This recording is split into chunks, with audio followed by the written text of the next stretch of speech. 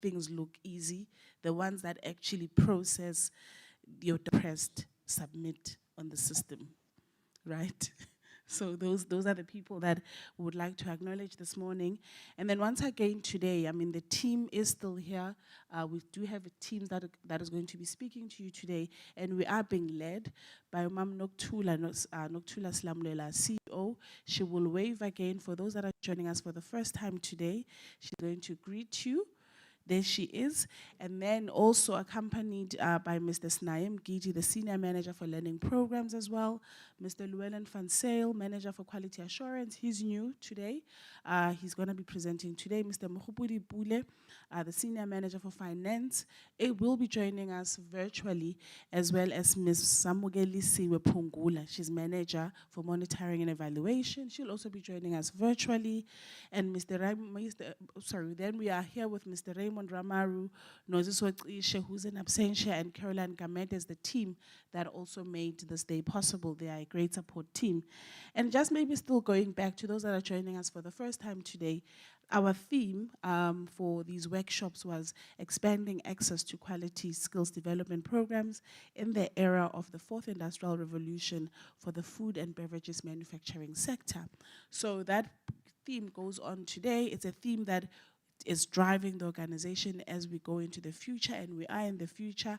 And it's beautiful to see young minds today that can, sponge this information that we're getting, and then they will drive programs that are driven by technology. So it's good, and we welcome all the young people in the room. They're so important young people that are moving our economy. And I promise to you, I mean, remember the purpose of yesterday when we spoke to the purpose was that we're trying to strengthen relationships. We're continuously working at strengthening relationships with all of our stakeholders. And what we are saying today is our promise to you is to return. Come back, and really make sure that what we all set out to do, we get it done, right? Because it's a collaborative effort. Partnerships. So we just need to continuously work together. And for the young people that are joining us today, please make sure that you let everyone know where you are this morning or the whole day today. That's the hashtag. It's FBS 2020 workshops. Please help us trend or let everyone know where you are using that hashtag. You can see all the handles also across all the different social media platforms.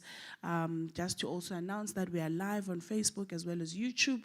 So tell your friends wherever they are if they have enough data where you are this morning. So I'm not going to waste time. Ms. Noktula Slamlela is going to be coming shortly to recap the conversation from yesterday. It was quite interesting. It was robust. And to everyone that participated, that applied, we really appreciate that. Just to remind you, on your desks, there's day 2. Raymond, just confirm for me. Day 2 surveys. We need, please, if you can, on the packs that are on your table, help us complete those surveys as well. Let us know how each of the presentations went, excluding this one, only the ones that are coming next, where you can start putting together your survey. On that note, ladies and gentlemen, my name is Makatseng Mukume. For those that did not meet me yesterday, but if I'm seeing you today, Ms. Noktula Slamulela.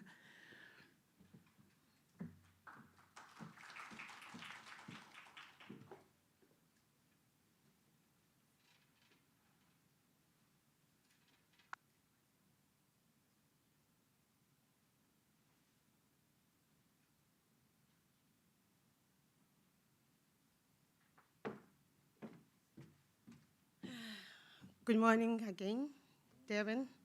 How's everyone? Oh, we're so excited about the weather today. We almost died yesterday. I saw a meme yesterday that says, God is actually cooking, Devin. And we felt cooked, for real.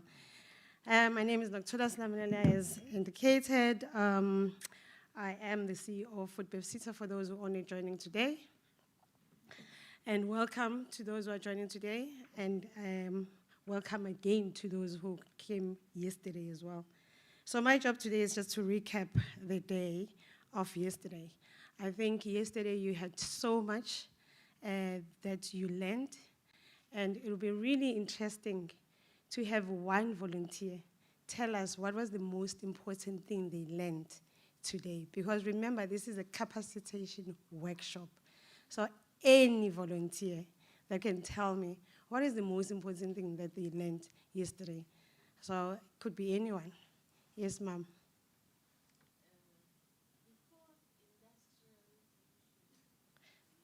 Mic. Sorry, let's just get the mic quickly. So as we see that whatever it is that we're doing here is bearing fruit, we need to understand that you do understand what we were talking about yesterday. Raymond? And I hope those who are joining me virtually can hear us. Tim, please check if we are audible and we are visible. Sanibonani.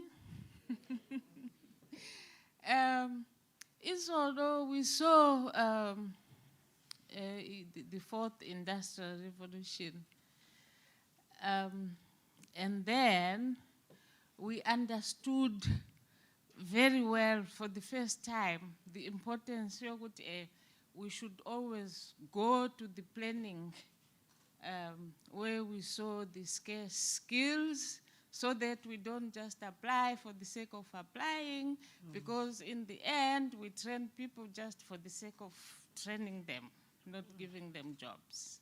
So that was important. And then, ubani konje ubani Adoro angaphatheki kambi mangibiza kambi igama lakhe. Awongiwe. Yes. She took us step by step. Okubuhlungu ke kuukuthi the system will still change. So, but then it's something that we have to live with. But she was very, very calm, taking us step by step. You open there, and then you do that, and then after that, when Zuguti and Noguti. So it was a very fruitful day. In fact, I had told myself, I'm not going back tomorrow. But then I thought about it. It was good. Wow. Hence, I'm back. Thank you. Thank you so much. Exactly. In fact, you've done my job. I might as well sit down and get the ball rolling. That's exactly what I want to see, that we are really capacitating you and you are being capacitated. So I'll, very in a nutshell, and very high level, give you a recap of yesterday. And I will correct one mistake I think that was made by my team in terms of the closing date of the request for extension of submission of WSPs, but I'll talk to that just now. So just like Umama has said, yesterday was about you learning, understanding how the system works. We will again come back when the system is up and ready and live and come and train you in terms of using the system. But for the purposes of submitting the current applications, you just need to, whatever Bongi trained you on yesterday is good enough. Again, the grant application process is a very important process for us as Foodbev SETA because it allows us to get applications from you as our stakeholders and our employers and comply with the requirements of the application process. We evaluate these and then we grant the awards to you. It is important, very important to apply correctly in terms of the qualifications that you require. So as Umama said,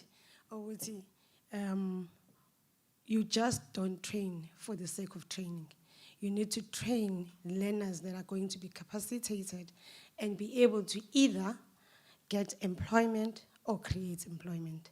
We've got young learners that are joining us today that are part of our training who are your future entrepreneurs. So I think and believe that we will hear from one of them during the course of the day. They are joining us to understand how we also work. So I'm proud of the fact that they are here today so that they can hear firsthand what happens when you're dealing with the SETA. So I'm not going to get into detail in terms of the grant application process because I think you took the whole morning yesterday talking about it. And also research has highlighted what are the hard to fill vacancies. So if you're training learners, you need to understand what are these hard to fill vacancies. These are the vacancies that take longer than the 12-month period to fill. And Lysander, who is responsible for research, who has gone through a process to actually identify these through consulting our stakeholders, has highlighted that all these that are highlighted here, your millwrights, which are your artisanal skills, your food and beverage technicians, your factory workers, and I think she did explain to you why these are hard to fill vacancies. Your packers, packing control makers, engineers, especially engineering managers, your industrial mechanical mechanics, your health and safety managers, all these skills are required in the manufacturing space. So when you think about getting any type of qualification so as you can train learners, think about getting these qualifications. And then our sector skills plan, which is normally known as an SSP, highlighted that we need to prioritize interventions in these programs, which is your career guidance. Career guidance is quite important because it teaches our learners what are the skills that are required in the sector, also what careers are available in the sector. Your artisans, I can't say it's enough, we do need artisan. We are a manufacturing sector, SETA anyway, so there's a lot of artisanal students that we need, and we need to produce artisans so that they can work in our factories or have their own companies. We need to improve quality of matriculants and graduates. We offer bursaries to matriculants and graduates. Obviously, some of them we do in collaboration with NSFAS, and some of them we do in collaboration with University of South African Forum. Then we needed to identify what the skills gaps are in the sector. I think Lysander went through that process yesterday and told you what are the skills gaps in the sector and how we address those. And innovation and research is important, so we spend a lot of money providing bursaries to our learners for PhD and masters, because we want them to create research papers that are going to help the industry. And there's a lot of papers that are written about fourth industrial revolution. We spend a lot of time on 4IR yesterday. What are the skills that we need, that we will need in the future? I believe that the two ladies, they are just not here today because unfortunately they needed to go back to Joburg. They had urgent things to deal with, but if there are any questions, they are connecting online today. Like we say, it's a hybrid system, so we chop and change. Others come, others go. Whoever is presenting today is the one that's going to be here. So she spoke to you at length about the criteria of mandatory grants, those who are going to apply for mandatory grants, and indicated who those are. Please note that if your payroll is less than 500,000, you don't necessarily have to pay skills development levy. However, for research purposes, we do encourage you to complete the mandatory grant application form because we get information from that. I think she went through the entire process of how it works, the application process online. I think Bongiwe, I believe Bongiwe did speak to you about that, and when you're supposed to submit these, and what reports you're supposed to submit. So there's a lot of acronyms in this space. So it's a workplace skills plan. We have an annual training plan. We've got a pivotal plan and pivotal reports. And all this information we need, especially the plans, we need them to understand what are the hard to fill skills and what are our top 10 skills that we require. Then, hard to fill vacancies, not skills. What are hard to fill vacancies and what are our top 10 skills that we need, which are called pivotal skills. Then, I think this was taught at length yesterday in terms of the criteria. It's quite important to ensure that whatever you had put as your plan in the previous year, at least 50% of that you implement. And then it's just supporting documents. I'm not going to go through the detail of all the supporting documents that you required. This is what I needed to correct. The extension letters are supposed to be received by Food and Beverages SETA on or before the 8th of April 2020. 8th of April 2020. That is if you cannot submit by the 30th of April in terms of your mandatory grants. Then we will extend up until the 31st of May. So that's what I needed to clear from the presentation that was done yesterday. You don't apply on the 31st of May to submit on the 31st of May. You apply on the 8th of April. So you apply way before the actual first deadline. If you don't apply on the 8th of April, there's absolutely nothing we can do for you because these need to be approved. We also need reasons why you're applying not to submit by the 30th of April. So please don't say it's production, cycle, or whatever the case might be. Have valid reasons why you can't submit on the 30th of April. And I believe Mrs. spoke to what discretionary grants are about, who can apply. Everybody can apply. What is important, though, to note is that the people that apply for our grants should train learners who are in the food and beverages manufacturing sector. Like I said yesterday, you can't come to us to train lawyers. There is a sector for lawyers. But if you are in the sector and you are a levy payer or a non-levy payer and you are training learners who are in the sector, then you can apply. It is not limited only to the levy and non-levy paying employers. NGOs, NPCs, community-based organizations, cooperatives can apply as long as they are training those who are in our sector. Organized labor can apply. We've got 3 big organized labor that they can apply. Public education training institutions and government entities can apply. So like I say, as long as you're a legal entity and you've completed the forms that you need to complete, especially for discretionary grants, because for discretionary grants, you complete the pivotal plans and the pivotal reports. So please remember that. I was told to please remind everybody about the deadline. This deadline cannot be extended. This deadline is the 28th of February 2020 for discretionary grants. It is 30 April for mandatory grants. So there's a difference between the two. There is discretionary grant deadline, there is a mandatory grant deadline. So please don't confuse the two. Discretionary grants 2022-23 closes in February. So don't pambanisa. No. So, and then she's been saying, please press submit, press submit. You will be surprised how many companies do not press submit. I don't know what happens when a person has completed the form, or maybe they get distracted, but they don't press submit. Please press submit. Then we'll be able to receive your form.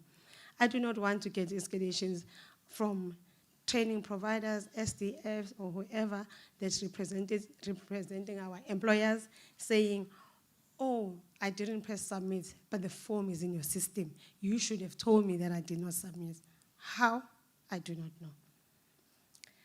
So that is it from my side. If anyone really needs more information, like we said, we are here the whole day today to assist you in whatever it is that you need assistance in. Mr. Snaim Gidi will come now and capacitate you in terms of partnerships. He's going to tell you what these partnerships are.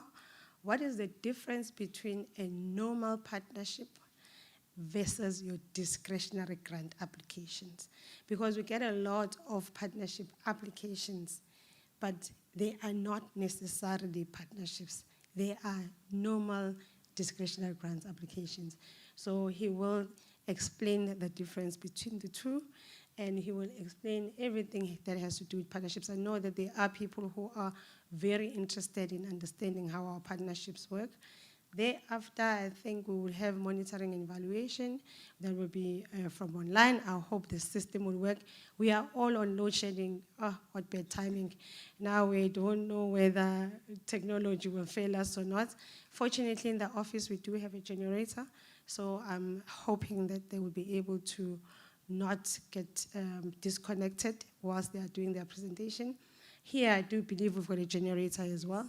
So hoping that all would go well.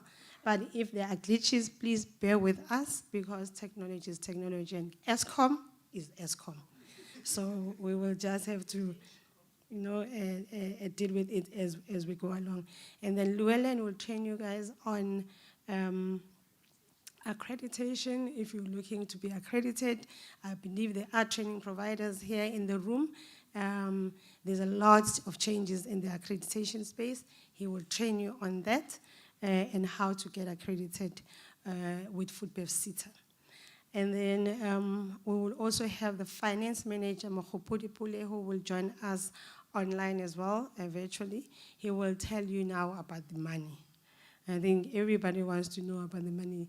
We will tell you where the money is, what's going on with the money, and just explain to you what a surplus is versus a commitment register versus reserves, and how we get to have the funds that we have in the bank, and how you sitting here can help reduce those.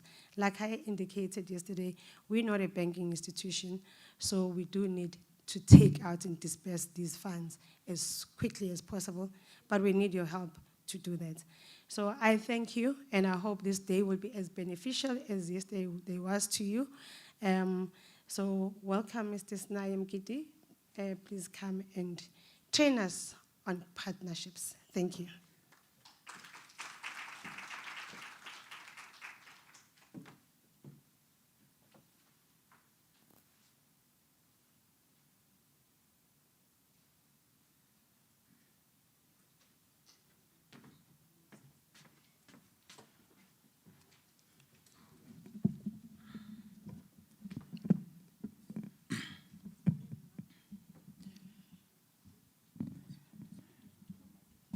Okay, thanks.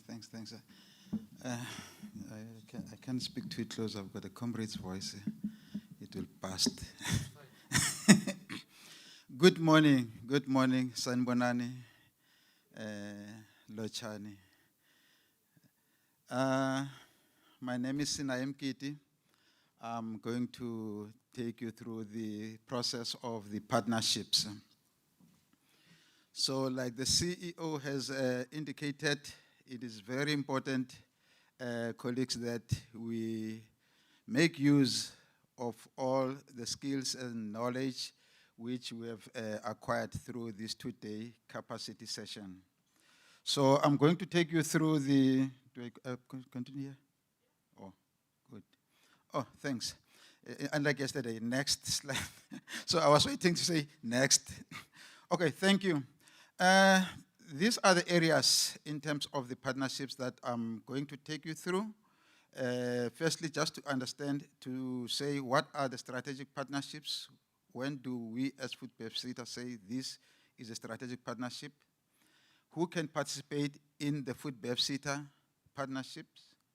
And the special initiatives to be addressed by the partnerships, and the key entities that would look into for partnerships, and to say out of those entities, who do we see as our main or primary beneficiaries that would like to benefit from the different partnerships. And lastly, I will indicate to you the ideal partnership model and some successes. And that is where I would indicate some of the partnerships we've got. Fortunately, one of the partnerships is here in the KZN, and we'll just make some reflection on that one. So it's important, and I know that, colleagues, we always want to see a quick opportunity in terms of how can we get money out of the SITA.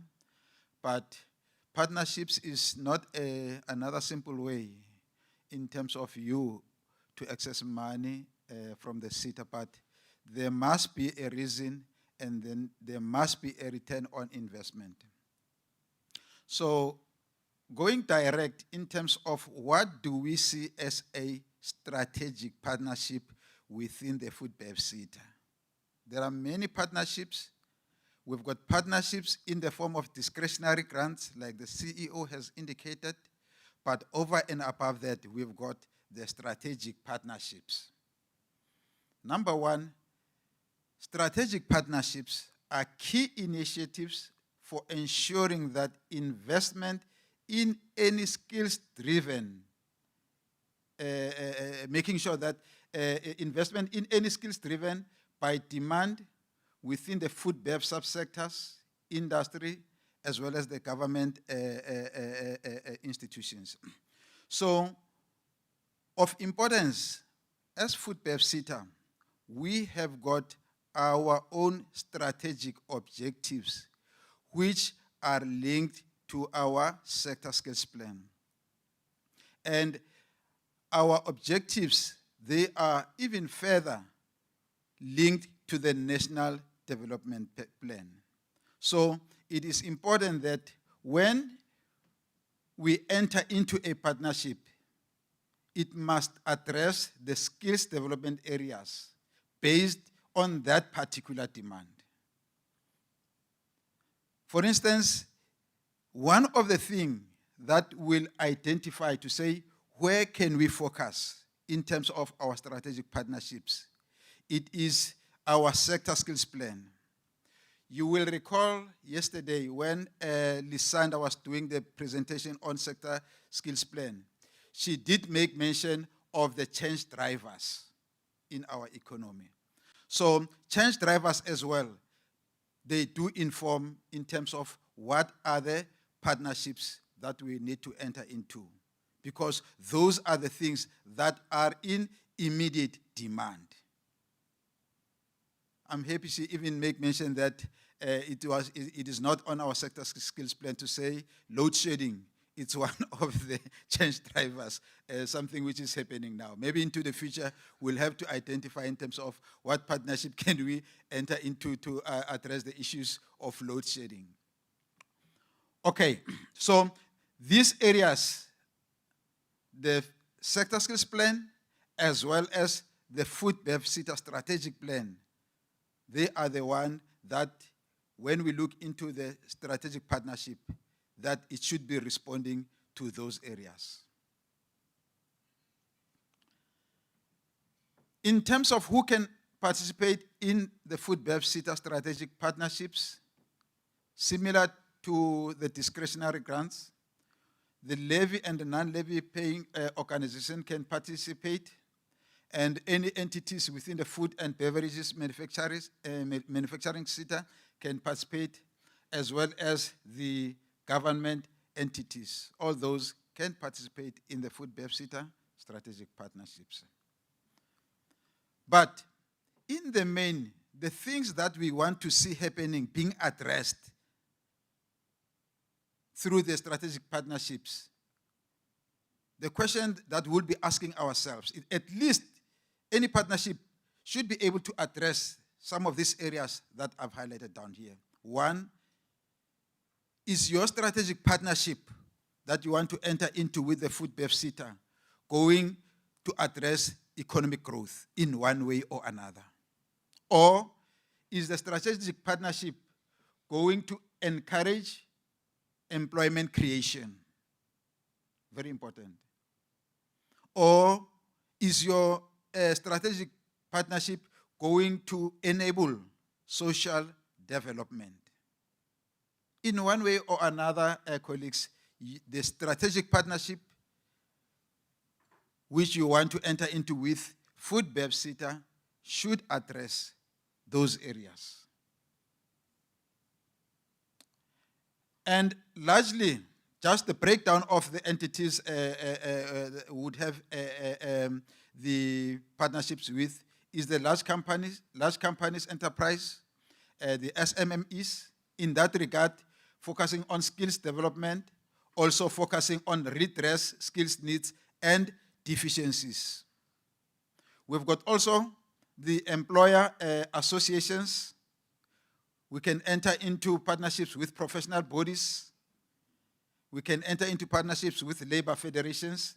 And in that specific area, we will be looking into addressing establishment of skills development trends in those particular sectors. And we also enter into partnerships with government departments, local government, and as well as with other SETAs like a Foodbev SETA. So in that area, we focus on the facilitation of skills development, provision of sectoral data, and plans. It all depends in terms of a specific partnership, what is it that we are looking into. And we can also enter into partnerships with universities, TVET colleges, as well as centers of learning.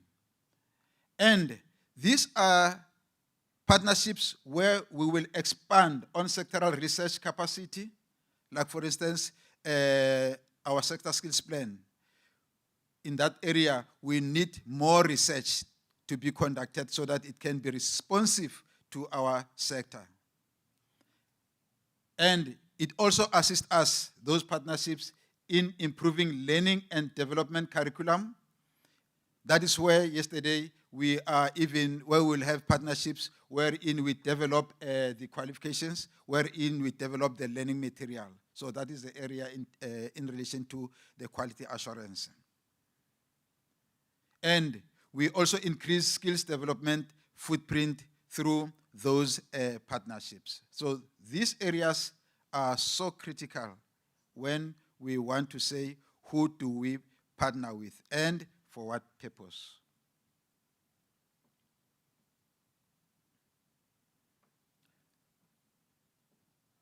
I like the second part here, is beneficiaries and SETA's pledge. Yes, as a SETA, we pledge that one of the areas which are critical in the country for us to respond into are the following. And I recall very well, was it Numisa yesterday? He said, we are more biased in terms of these specific beneficiaries. We have got the national targets that we need to respond to. So we would definitely encourage and partnerships wherein it will empower women. We encourage partnerships that will develop and grow youth. And we also, and this one, like we indicated yesterday, that we are not doing good, or we did not do good in the previous financial year, but we want to exceed in terms of our delivery, that is people with disability. So these areas are critical and important that we really need to respond to as a SETA. But in respect of the projects that we'll be entering into with these different beneficiaries, what are the objectives? The objectives in the main will be to increase focus on the production of skills and opening opportunities for skills training for the previously disadvantaged individuals. And the project outcomes, what should they be? It should be to increase levels of investment within the previously disadvantaged individuals, community, through education and training. And I'm happy we do a drive around on Wednesday.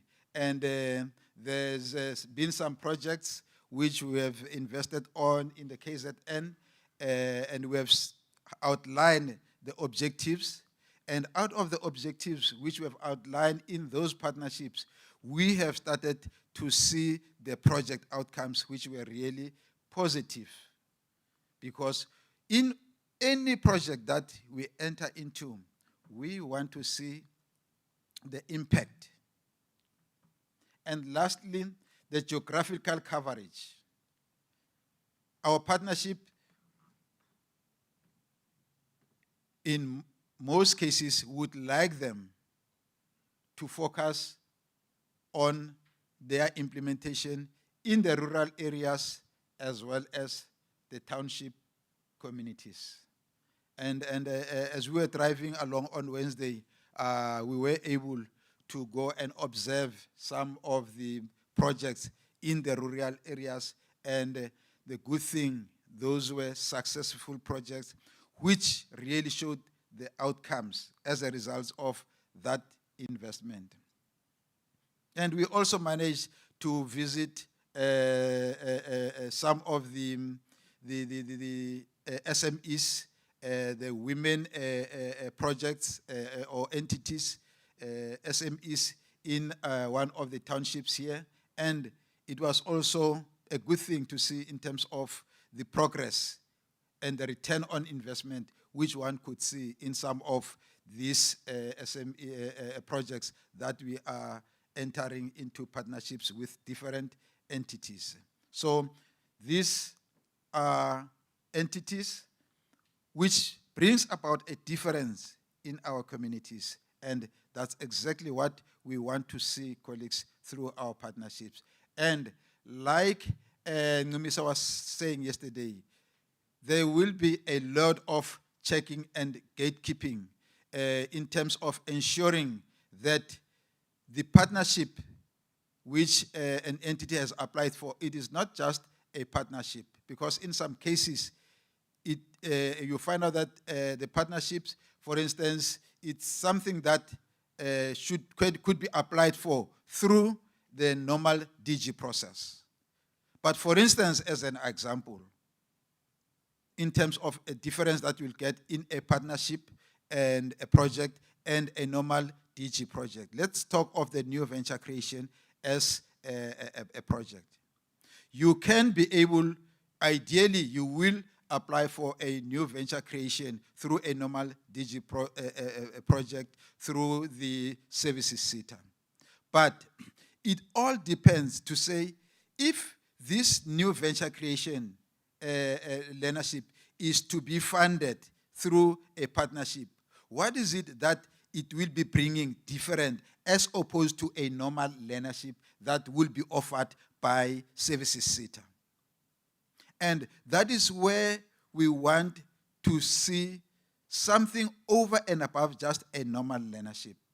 Hence, for instance, when we were doing and making the visit in terms in some of the new venture creation learnership which were funded, we now happen to see that it's not just that learning, but we go a step higher in terms of ensuring that those learners, they ended up being placed in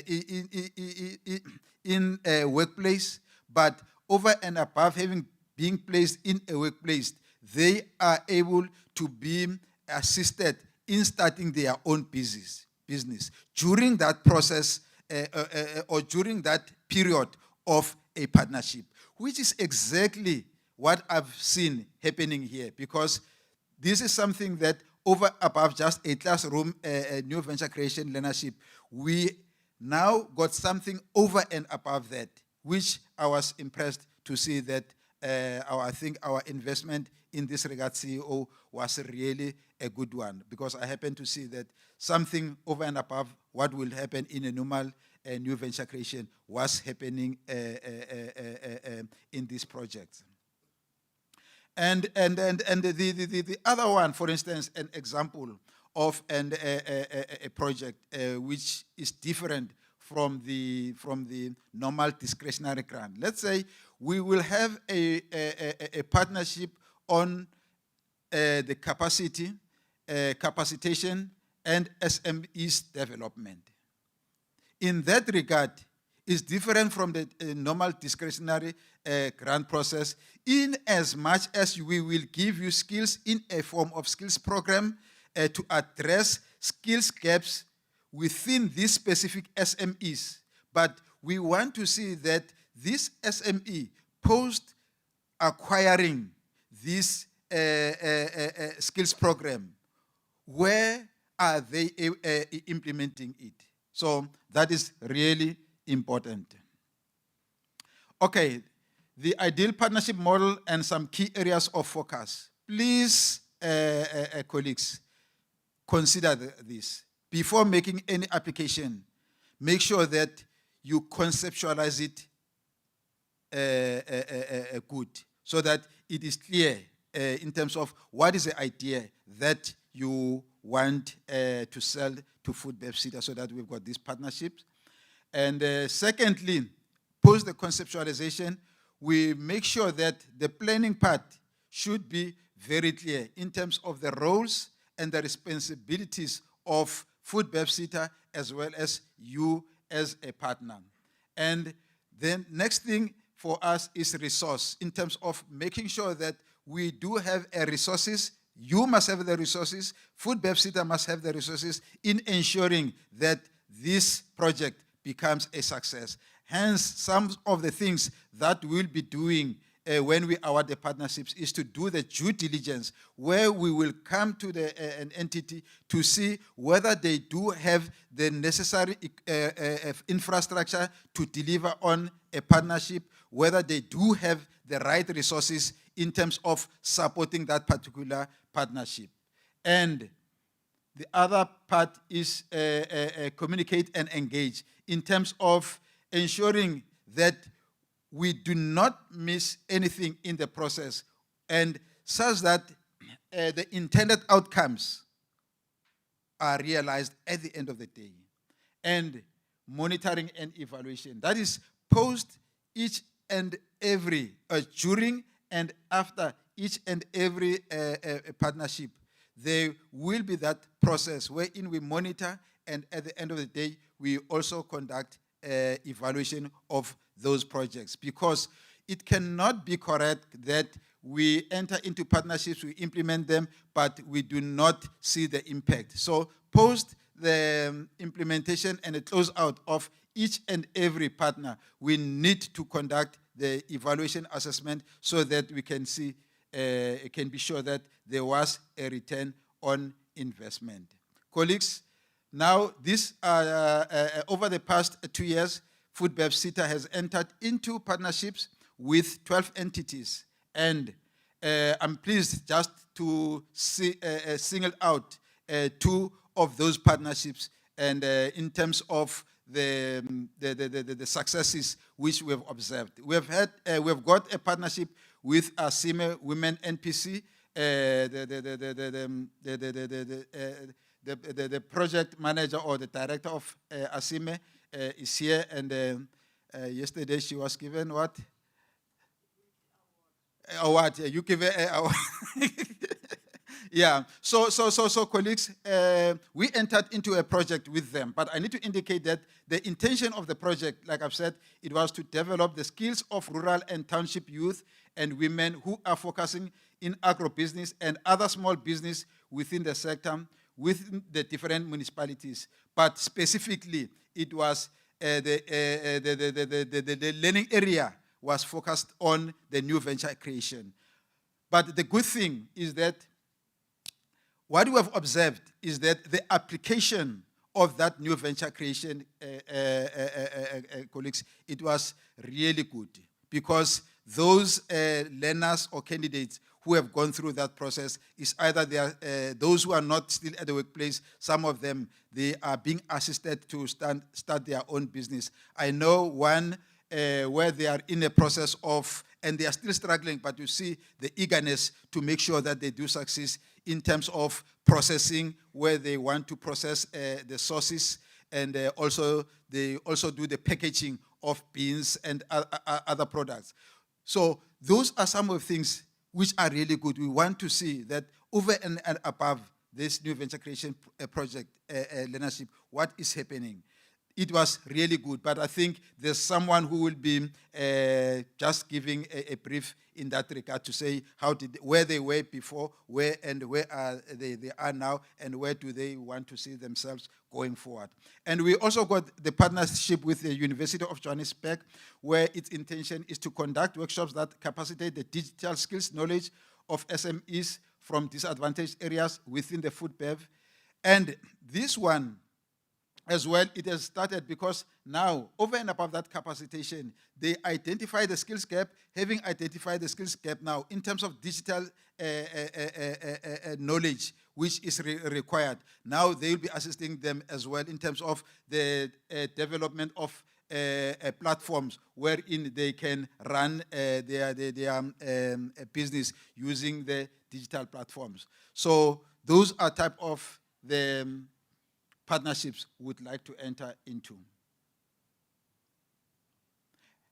Right.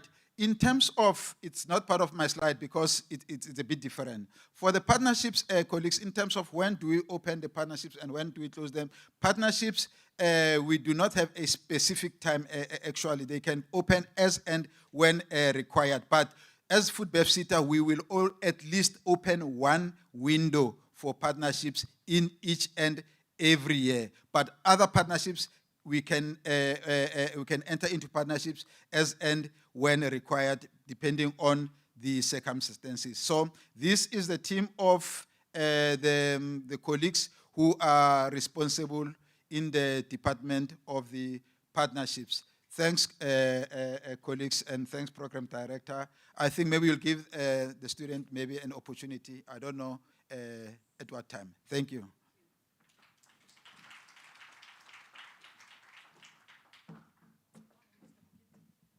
That was a nice presentation. Can I be a partner? Can I apply? No? Yes? Oh, are there any questions for Mr. Mgidi? Any questions about partnerships? One question from the lady there.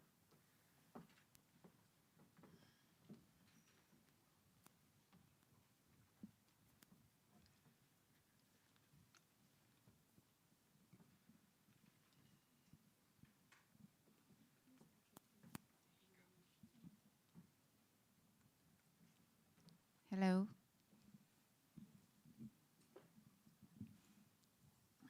Hi, thank you so much for the informative presentation. I just wanted to ask you something in terms of when we make an application and once there is a window, what's the turnaround time of actually getting a response with regards to that?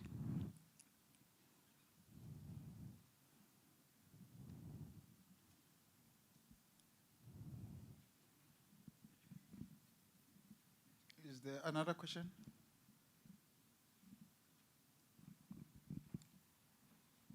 Is it Mloy? Can you see? I know the people in KZN by now. Good morning, everybody. My question will be around the tripartite partnership. By the tripartite partnership, I mean whereby one have a partnership with one of your beneficiaries. In terms of that, how would be that thing be considered? As let me make an example. Maybe one of your beneficiaries in partnership with myself. So I want to establish a strategic partnership with Foodbev SETA. Thank you very much. Okay, thank you. Let me start with the first one. In terms of the partnership response time. For instance, we've got the partnerships which are closing now on the 28th of February. So those ones, within 30 days, you will get the feedback.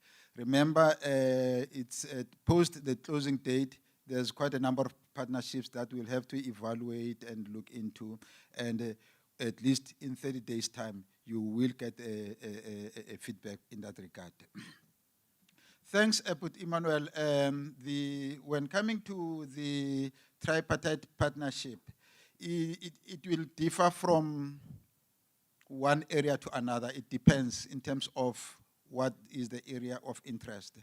Because in that regard, if we've got the primary partnership, for instance, with an entity, then if there is a need that will enhance what has been achieved through the primary partnership, then the secondary partnership can kick on in ensuring that if it's strategic. Let me make an example. Currently, what we are going through as Foodbev SITA, we have got a partnership with Asime Women NPC.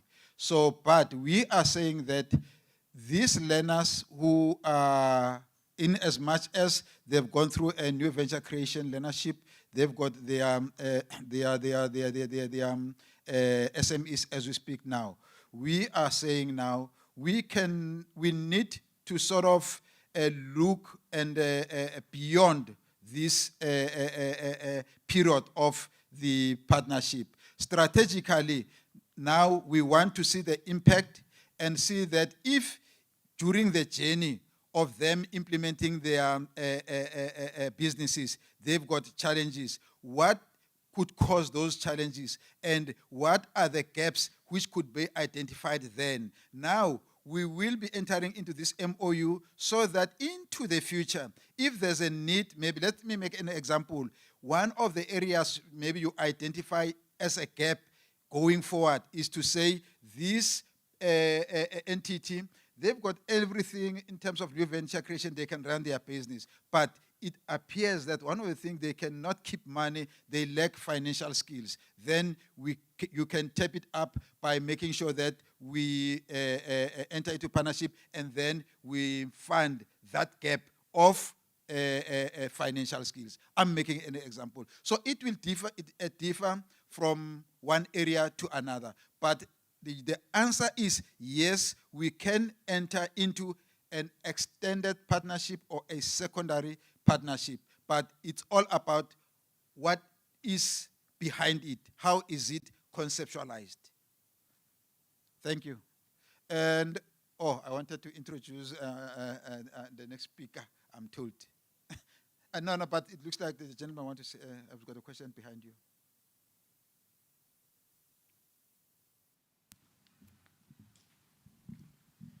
My name is Tamim Bele. Just one question, clarity more than anything. With discretionary grant, the focus is on scarce skills where we want to train specific scarce skills. We just don't train for the sake of training.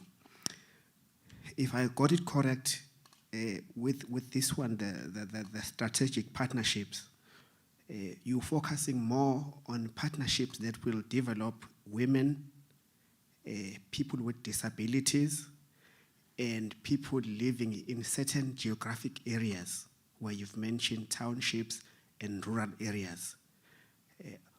The reason why I'm asking this question or getting some clarity is that what will inform you over whether you will form a partnership with me or my organization? Will it be because I'm focusing on women, people with disabilities, or people living in certain geographic areas? Thanks. Okay. Maybe just to provide clarity. It is not the question of saying if the partnership is not specific to those ones, it's completely out. But we are saying that is our focus area as a starting point. In terms of, remember, in these are what we call the vulnerable groups, the previously disadvantaged. Hence, a focus is on them. But we will look into those, but at the same time, we know that the vulnerable groups, they are more disadvantaged in the township areas, communities, as well as in the rural areas. Hence, our focus, it becomes more into those ones. Colleagues, let me, through the honor from the chairperson or program director, to welcome Llewellyn to take you through the quality assurance activities. Thank you.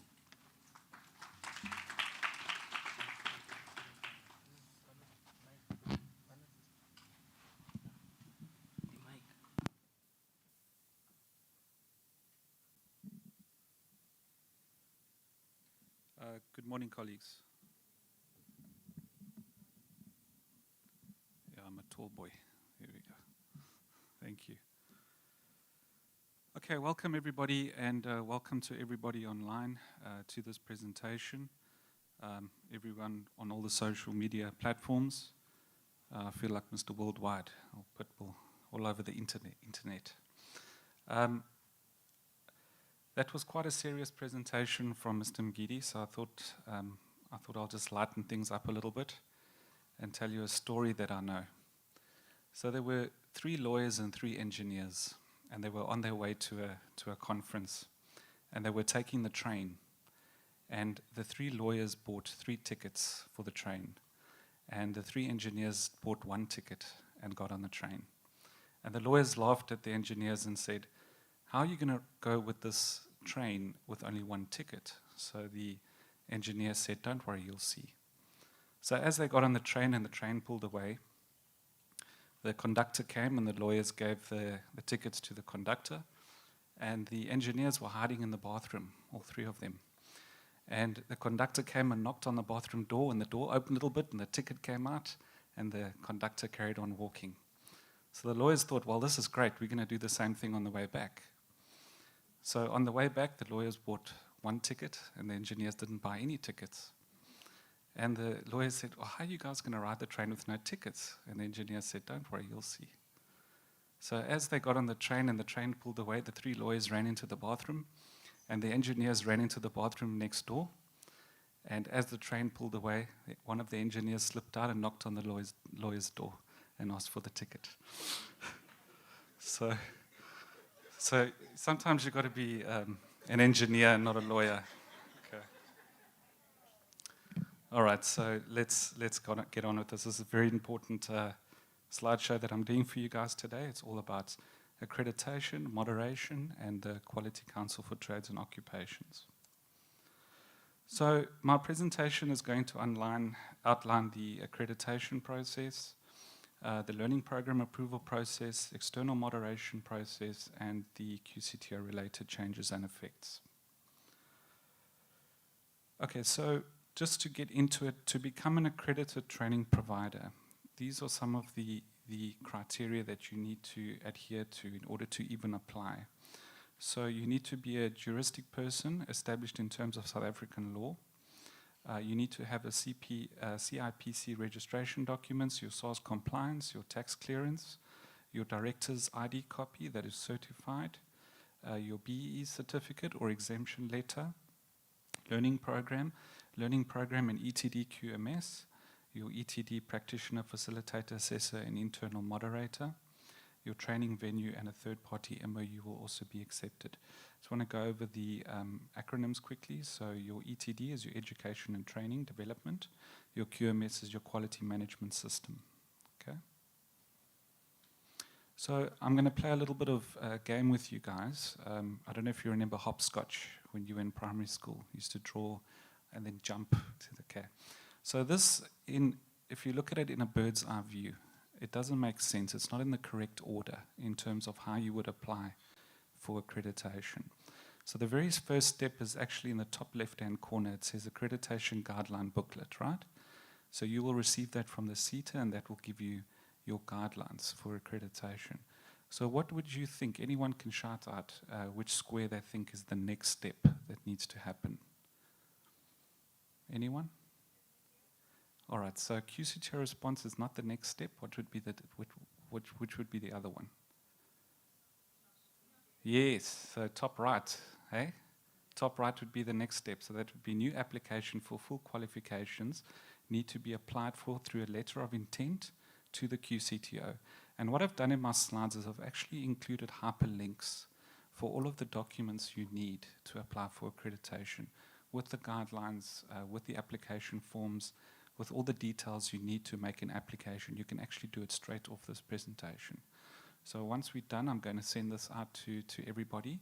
But if you want, on your forms that you're going to rate the presentations today, if you want to receive this, just put your email address down on that form, and then Raymond will make sure that I get it, and then I'll send you this with all the hyperlinks. So you'll be able to apply directly through this presentation. What would then be the next step after you've got submitted your letter of intent? Be bottom left, right? QCTO response. So they will then respond and say, okay, we've received your letter of intent. Here's the response. Please apply directly with the Foodbev CETA. Then your next step would be to include top middle, your assessors and moderator registration documents. All right, and you see I've got the link there. It's a very appropriately named link, ASMOD, which is your assessors and moderator link. Okay, that would be your registration documents for your assessors and moderators. And then your final would obviously be bottom center, which is the submission of your evidence, which must be done electronically. And you can also submit it via WeTransfer to that email address there, accreditationqueries@foodbev.co.za. Also, at the end of this presentation, I'll give you our direct email addresses. So if you want to just send it to us directly. But please also CC this address so that we can keep track of all your applications. Okay, now we're just going to look through the process in terms of steps. So you've got your QCTO response letter.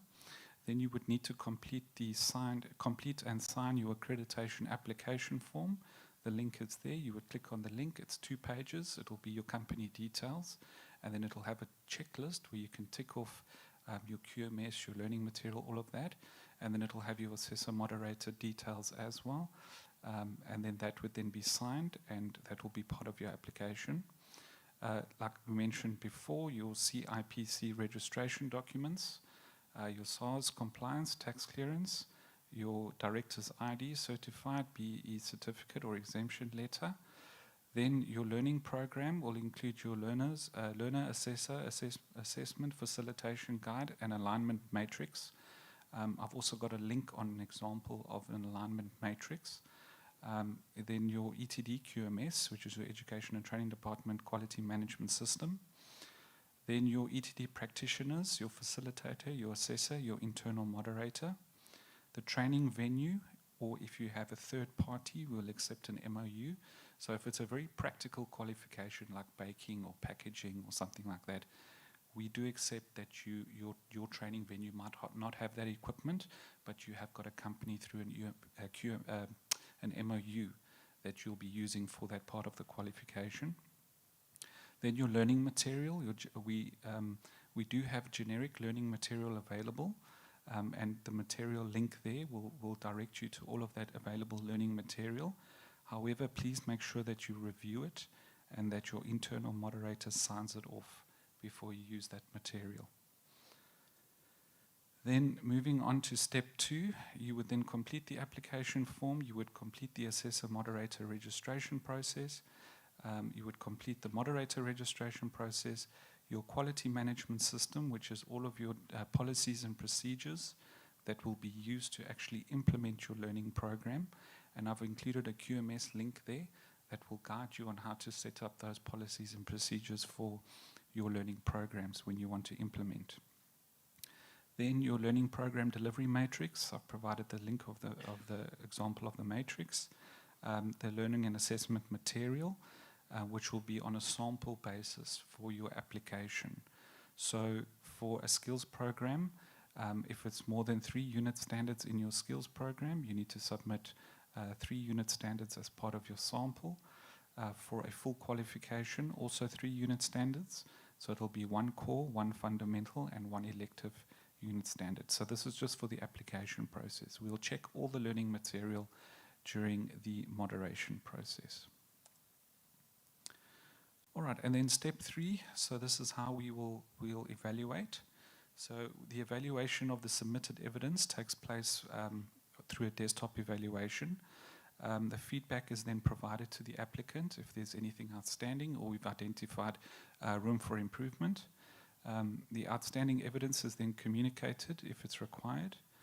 The applicant is informed to apply for induction moderation. This is to make sure that we can check that all your learning material and assessment material is available and that your assessors and moderators, QMS, all of that is in line with the program that you've selected for accreditation.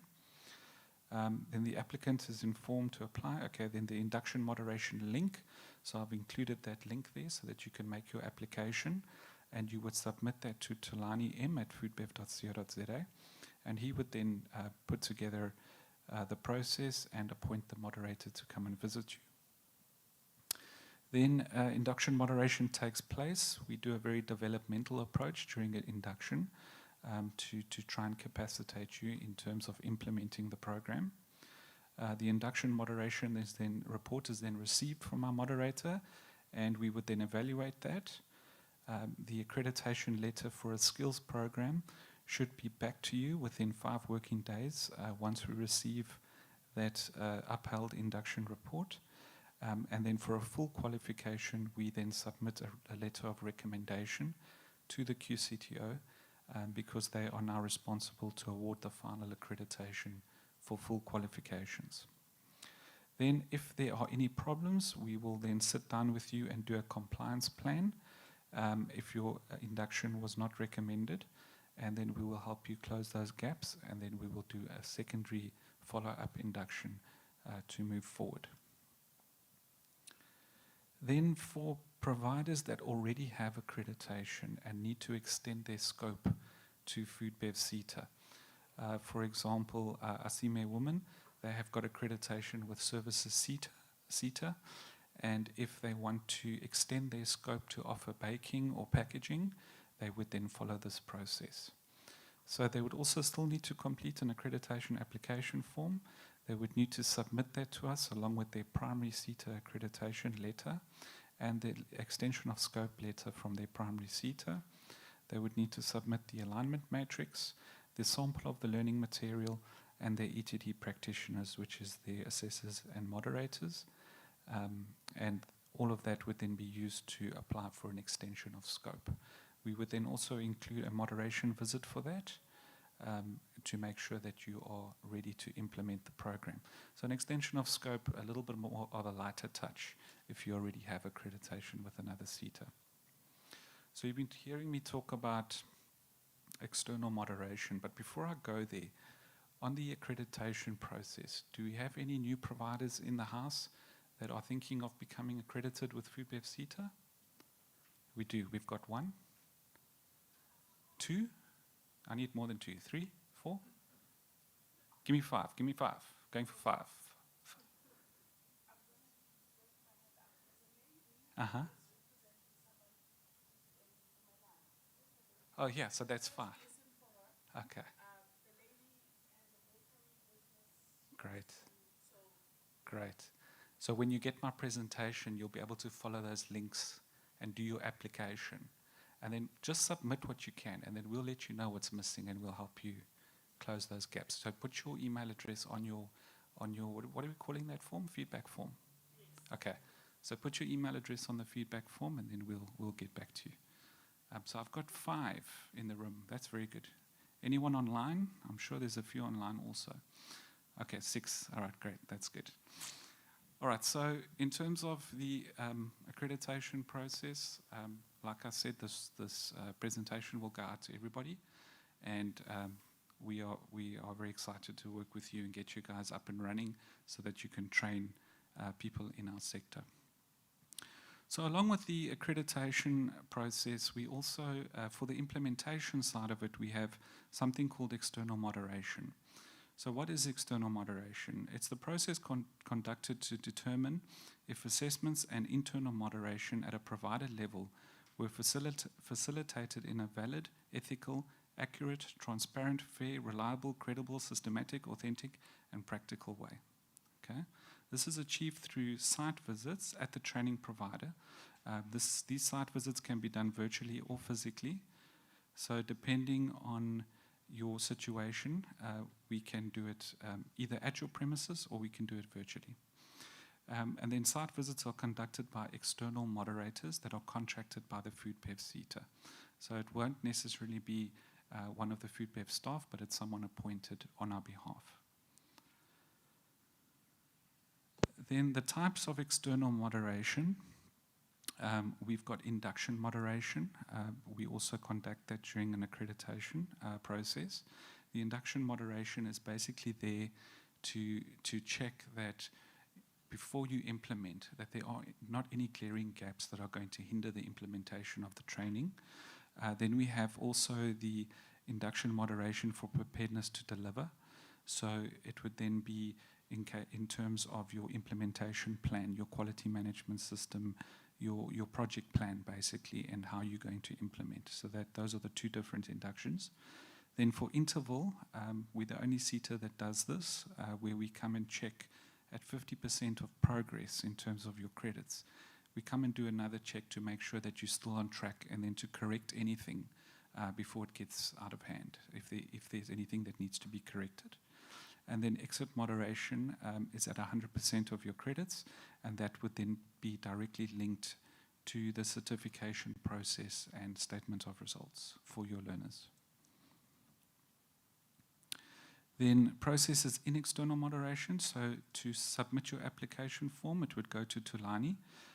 All the links here will be the different phases and the different toolkits for moderation. So the appointment of the external moderator happens once we receive that application form. The external moderation is then conducted externally, either physically or virtually. Then the external moderation report is issued. The provider will attend to any non-compliances where necessary. Obviously, we'll help you there if there's anything that we can assist you with. And then the final step would be the issuing of the certificates or statement of results for your learners. Then, before I move on to the QCTO accreditation slide, in terms of external moderation, are there any questions around that, or was I pretty clear on that one? One question at the back, yes?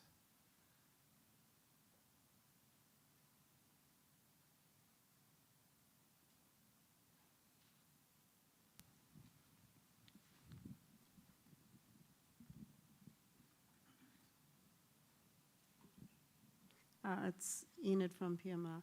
It's Yes. not so much about a query about the moderations, but you know, with COVID and missing an induction interval, and we like at the end of a program, are we going to get into trouble? Okay, so there is a way out of it. All right, there's something called an exemption for moderation. It can only be applied for induction or interval. And how to qualify for an exemption is you must have done 2 moderations in the past for the same learning program at the same phase. So what I mean is, in your example for interval, you must have conducted an interval for the same program once, and then an interval for the same program again, which means you are now exempt from the next interval moderation phase. So there is a way out of it that way, but the 2 interval reports cannot be older than 5 years. Okay? If you've skipped interval, you're going to have to go back and do interval. Unfortunately, it will be compulsory unless you are exempt. It's just so that we can identify anything that needs to be corrected before the certification process happens. Okay? So it's not that we're punishing you. We just want to make sure that we're not rolling learners out like a sausage factory. We want to make sure that these learners are trained according to the outcomes of the qualification, and that the learners are truly competent when they receive their certificate. Okay, so if we have 2 intervals within 5 years? Yeah, then you can be exempt from the 3rd. Thank you. Yeah. All right, okay. So, interesting one coming up here, the QCTO accreditation. I'm sure a lot of you have heard about the QCTO. It stands for the Quality Council for Trades and Occupations. They are not the new kids on the block, but in terms of quality assurance, they are sort of finding their feet right now. And the CETA Quality Assurance Department actually reports to the QCTO. So the accreditation for new occupational qualifications, this is the QCTO landscape qualifications, which will be coming to effect at the end of 2023. The application for accreditation will happen directly with them. And to obtain this information, I have provided a link on my slideshow, so you'll be able to go into that link and you'll be able to see what the process of accreditation looks like and what programs they're going to have available for accreditation on the new landscape.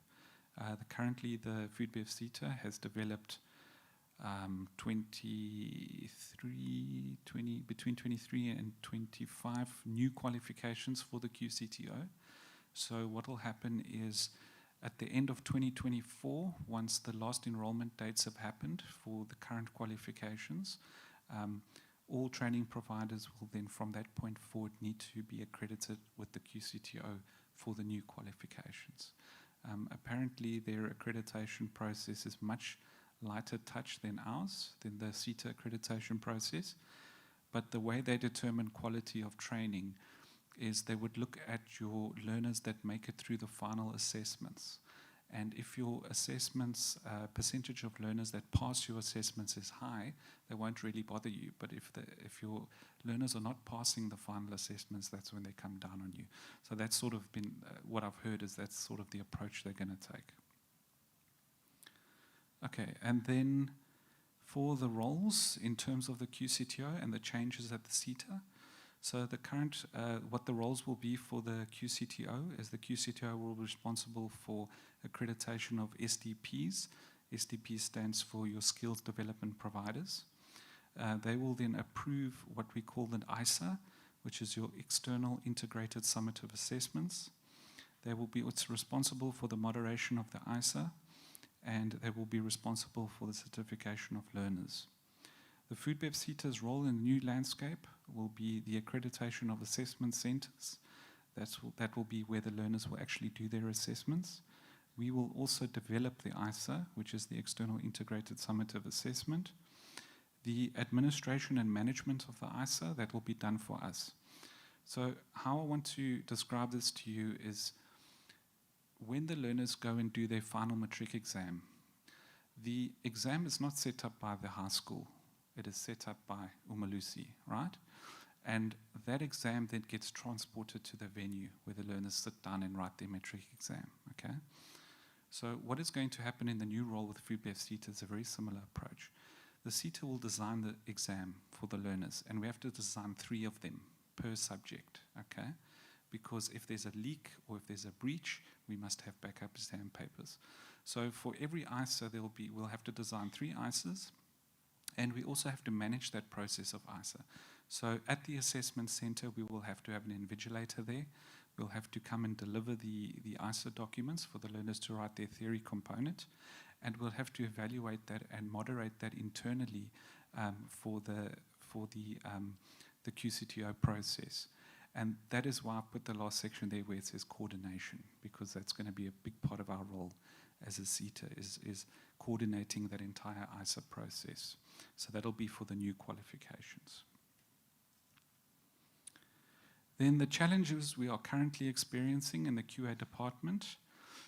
Internal QA moderation outcomes are not always upheld. So what we've seen is that some of the induction reports we're getting back are not upheld, and it's just because the provider they've applied for induction moderation when they're not yet ready. So they apply for induction moderation, they rush through the process, and there are still some gaps that need to be filled. So what I can suggest is when you apply for your induction moderation, make sure you go through the toolkit thoroughly and that you understand exactly what the moderator is going to come and look for, and that you prepare for the moderation so that we don't have an overturned moderation the first time around. Let's try and get it right the first time around. Then incomplete accreditation applications. Like I said, we'll definitely help you with the report on that, where it will say, okay, these are the gaps in your accreditation application. But that is one of the things that we've picked up, where we've had training providers on our system that have applied for accreditation, and it's been like months, and they haven't come back to us with the documents that we require to complete the process. And that sort of delays, and it looks bad on my books because I've got an application that's been with me for 6 months and it hasn't been closed off yet. And so we just ask that you please communicate with us when we request outstanding information. Postponement of induction moderation. So this is a bit of a catch-22. It's a good thing and a bad thing. It's a good thing if you're not yet ready for your induction to postpone it. But it's a bad thing if you are ready for induction and you postpone it. So it's a little bit of a catch-22 there. And then the new occupational qualifications have less applications. So currently we have 11 registered qualifications with the QCTO, and so far we've only got one applicant that has attempted to get accreditation with the QCTO, and we would obviously like to see that number rise. Okay, then an increase. So how are we going to mitigate this? So we're going to have an increase of online capacitation of stakeholders. So we've got a range of stakeholder presentations that we want to do through the new financial year that'll be addressing a lot of these concerns that we have and challenges. And then obviously for the new qualifications, one of the challenges that we had was for learning material. So for the new qualifications, the CETA has committed to develop all the learning and assessment material for all the new qualifications that will be available to everybody to use. Okay, and then this is my department's contact details. My senior manager, Mr. Ntokozo Lawandle, he is online at the moment, so if you have any questions for him, you can put it in the chat. His extension is 7311. And I am the QA manager, Llewellyn van Zyl. My extension is 7323. My coordinator, Big Fish, who deals with the accreditation, learning program approval and extension of scope. His extension is 7341. And my coordinator that deals with all three phases of external moderation, it's Tulani Makatini, and his telephone number his extension is 7371. So thank you so much for your time. And that's my presentation. Any questions? 2 questions this side. 3 questions, this 4. Yeah.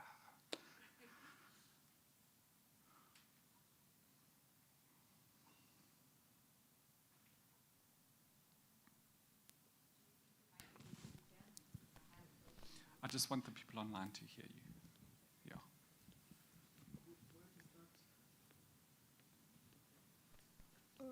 Okay, good morning. Morning. My questions will be around maybe firstly the turnaround time after we have finalized the whole process of accreditation. And then also maybe the maximum number of qualifications that I can apply for at once. Okay.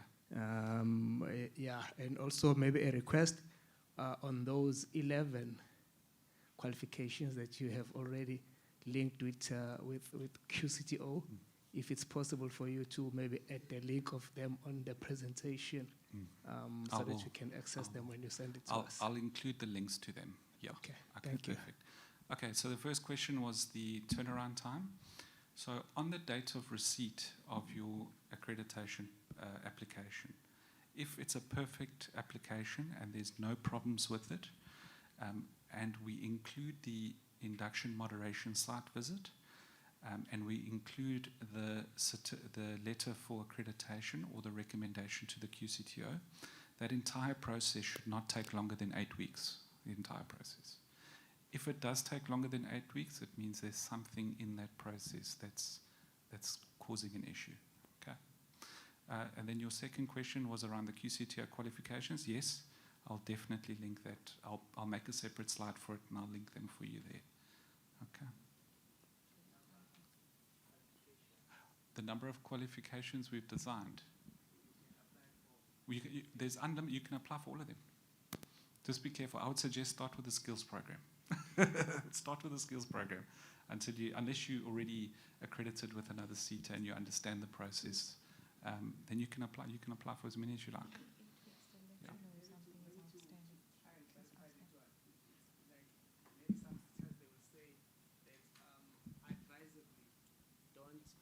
Don't put 4 qualifications in one application.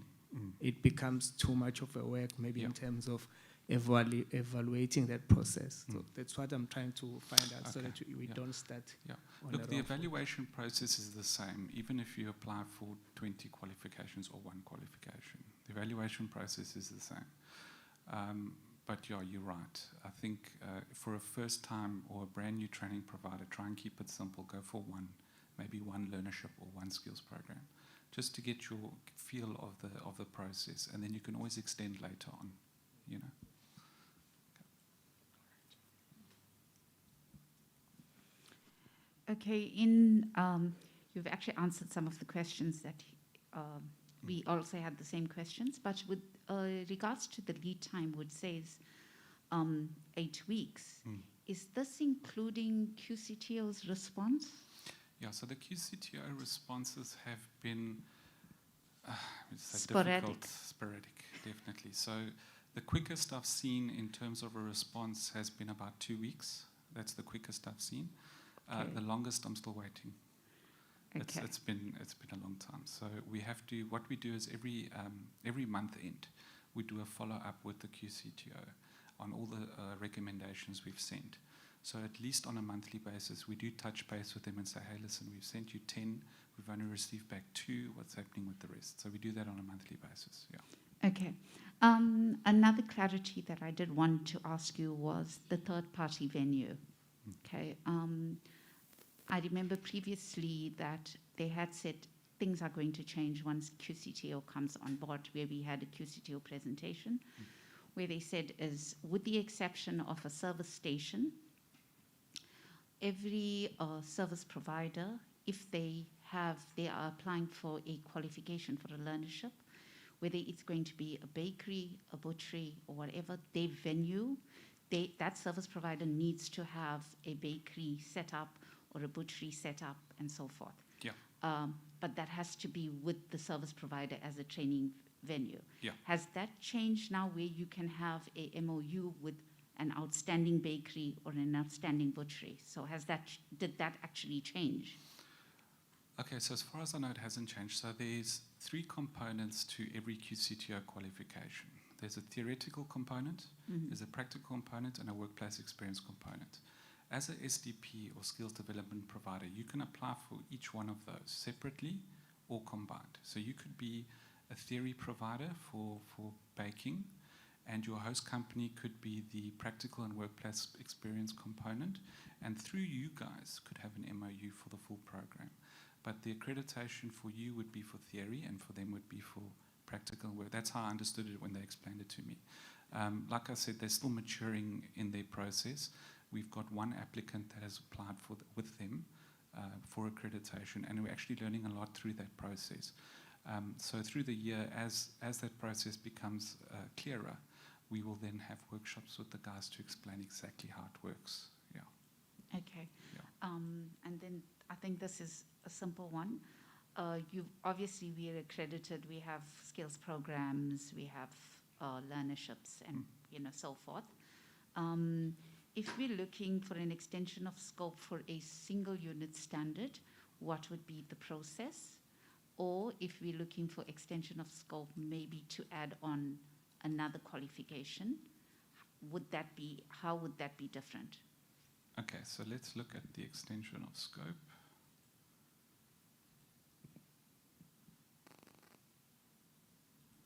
Okay, so the extension of scope process is quite simple, 6 steps.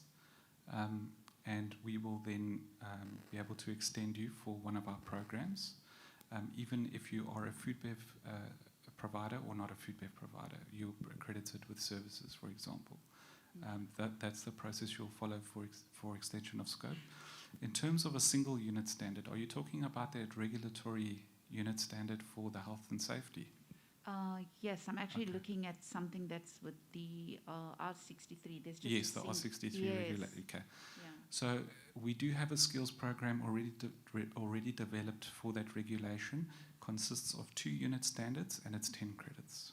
So you can extend your scope to that. Yeah. Because I think, from what I understand, is I do have those unit standards. Okay, perfect. Then we can but just they link. are asking us for one more. Oh, then we can create a new one.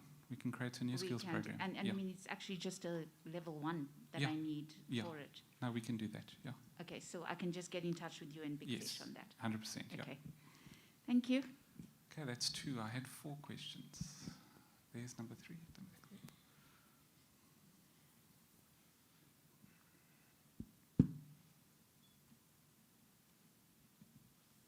Morning. Morning. My name is Nelim Kize. I did an application on the 6th of September 2021, but I haven't received any response. I sent it to Sboniso, who said he has moved to business unit. He sends it to Deboho. Deboho sends to Mr. Big Fish.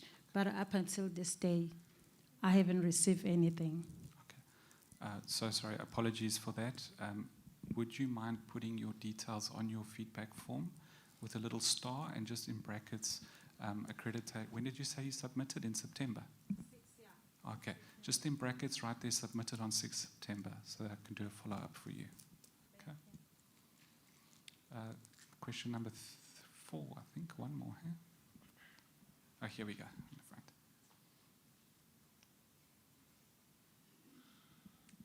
Hi. Hi.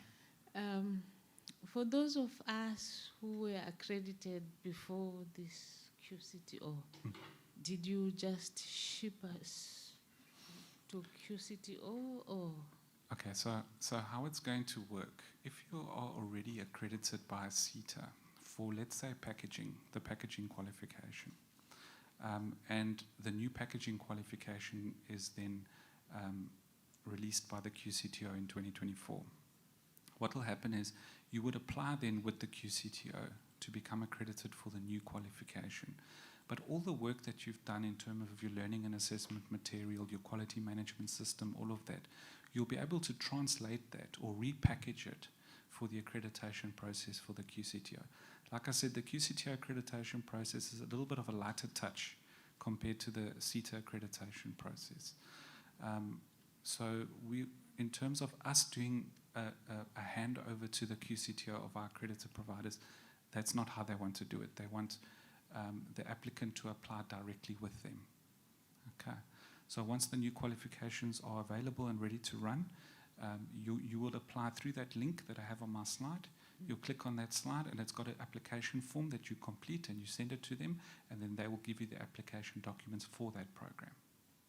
Okay. Thank you. 5th question, not so lucky. One here. Oh, my program director. Thank you, everyone. Thank you so much for your time. Thank you.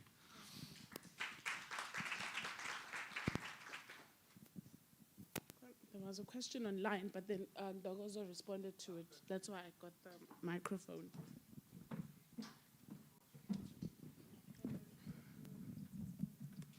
Okay, let me just grab my computer. I think what it was Sylvan Naidu, and I'm hoping that he's listening as well. He wanted a list of the questions of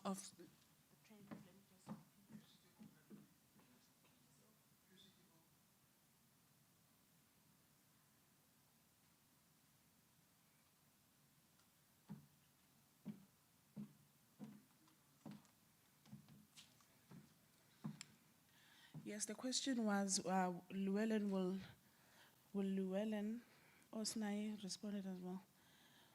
It was, how can we get the list of the 11 occupational qualifications that is already registered, that is already registering with QCTO? I think that's what he was meaning.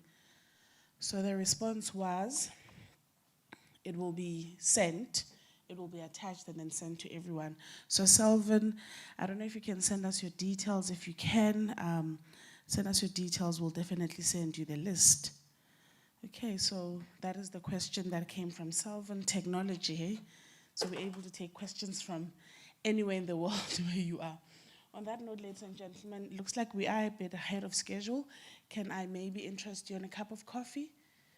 Can I? Coffee on me. Let's just go on a break. Coffee on me. I will be back at 12, so let's just stretch our legs, go to the bathroom and get coffee. And then when we get back, we get into the money conversation. Right, in 15 minutes. Thank you very much. And to all our listeners and our viewers at home as well, and wherever you are, please go grab a cup of coffee. Sorry, that's not on me.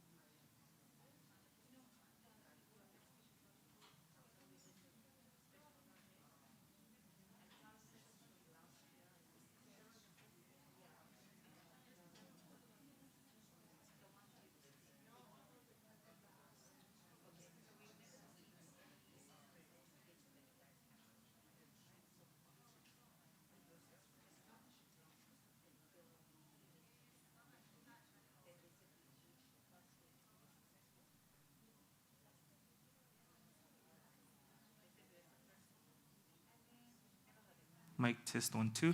Mr. P, can you hear me? Mr. P?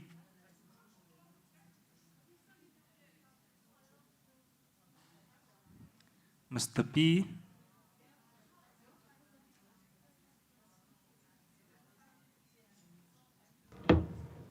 Mr. P? Hi.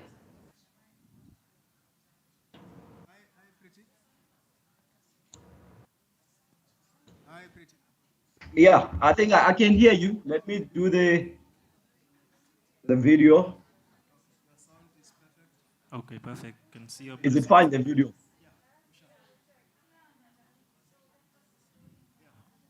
Okay, I would need to. So,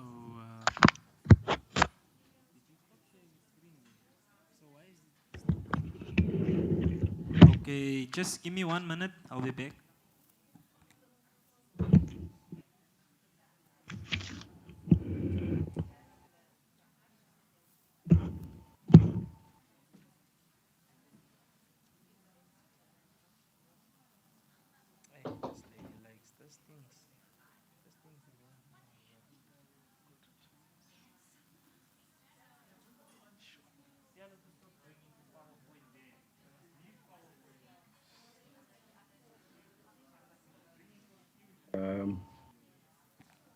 Hello? Can you hear me? Hello? Mr. P? Yes, can you? Yes, we can I see think there's you. light. Is that light okay? We can see you. We can see your presentation. We can hear you clearly. What about the light at the back? Oh, it's yours. There's a light behind you. I think it's a window. Yeah. Ish. No, you need to change then. Okay, I'll have to move. I'll have to change. Okay, but as long as we can, you'll just have to like change your direction or something. Please, yeah, okay. Okay, but as long as we can hear you, we can see you, we can see your presentation. Okay. Everything's fine. Can you like Okay, but it's fine like this. Okay, thanks. Okay. Sure. All right. See you in a few minutes. Sure.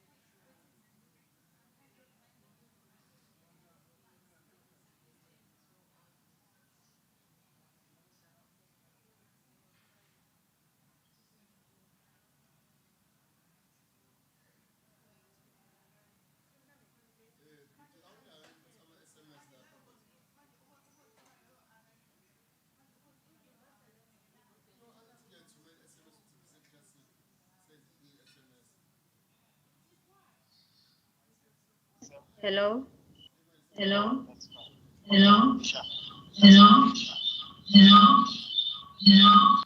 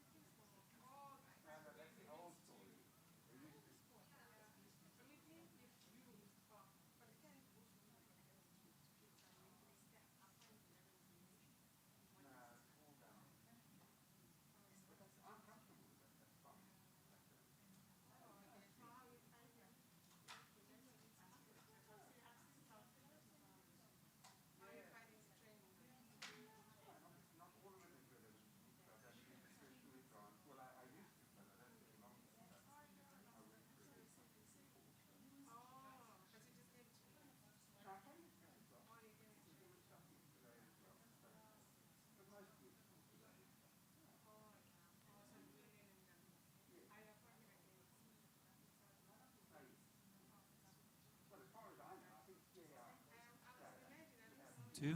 Mr. P, are you there? Yep, I'm here. Did you find another angle? Yeah, perfect.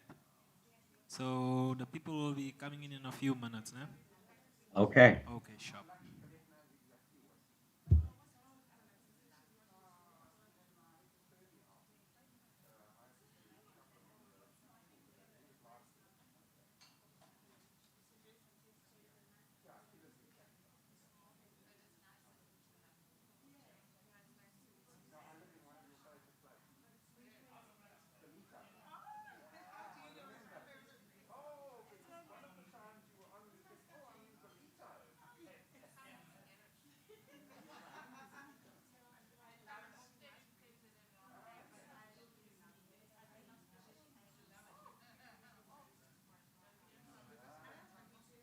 Mr. P? Mr. P?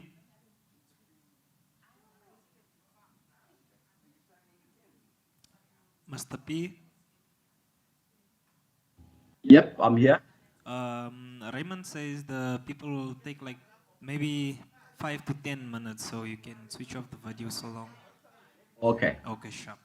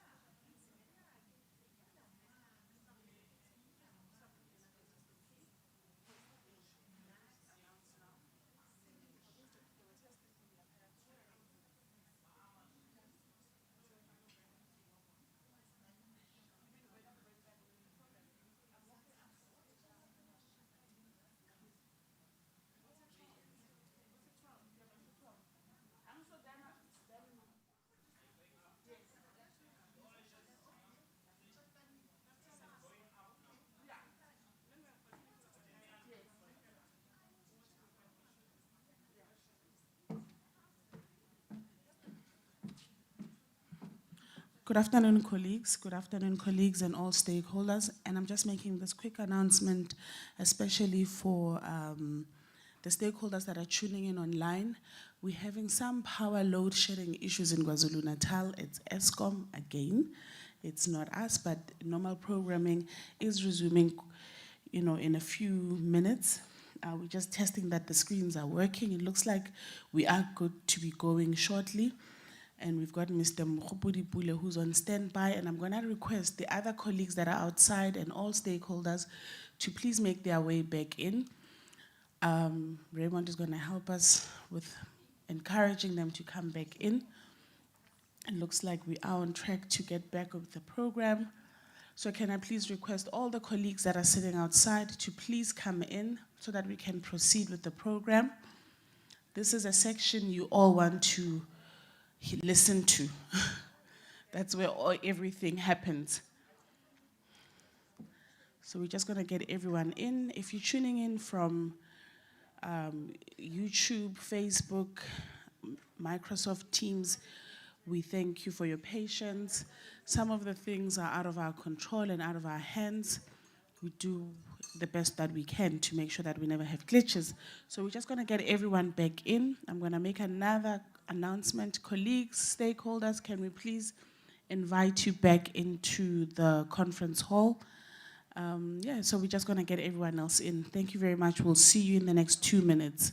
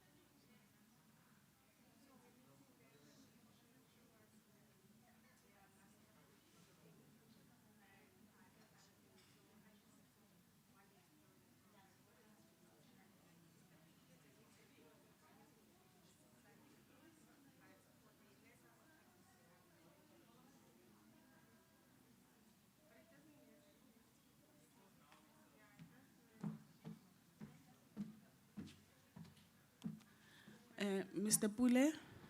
Pule, if you can hear me, okay, I can see that you can hear me.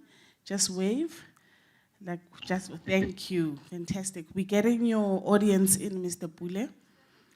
There's a lot of questions for Mr. Mgidi. People are pulling him just to give you a live account of what's going on. The weather is gloomy in KZN today, but everyone is in great spirits and they're excited to hear from you.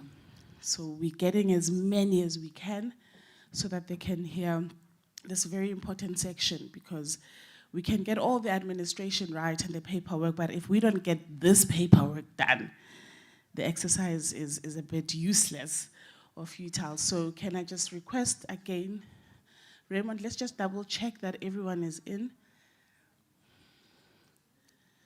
because now we're gonna let Mr. Pule, Mr. Mkhupudi Pule, he's our Senior Manager for Finance.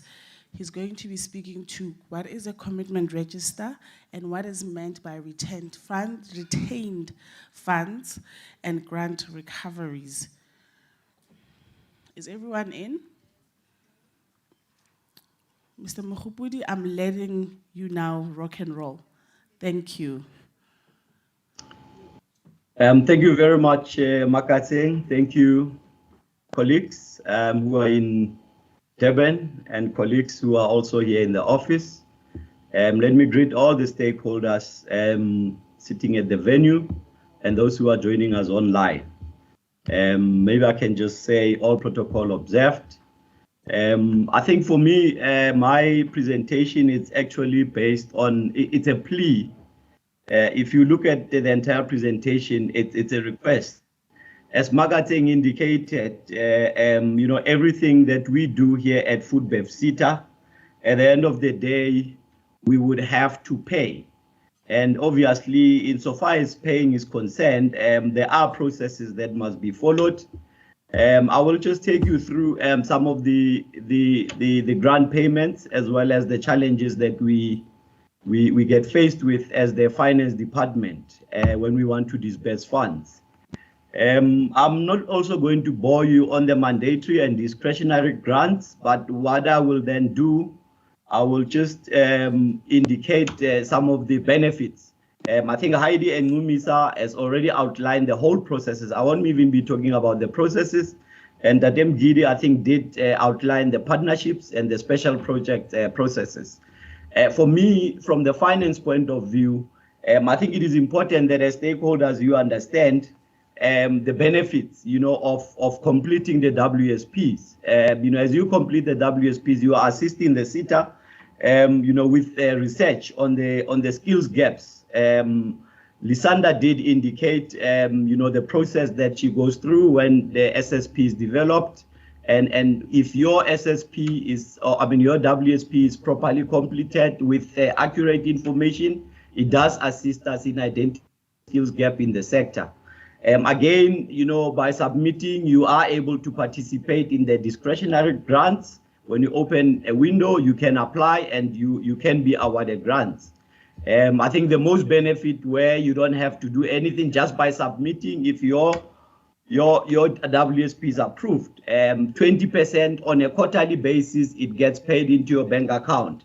I always get a lot of calls at the end of the quarter, people saying, we received this money from Foodbev SITA, what is it? And then I always say, refer them to the HR department. But that is, the 20% that you pay based on what you paid. If you pay R1 million, 200,000 will come back to the account of the stakeholder.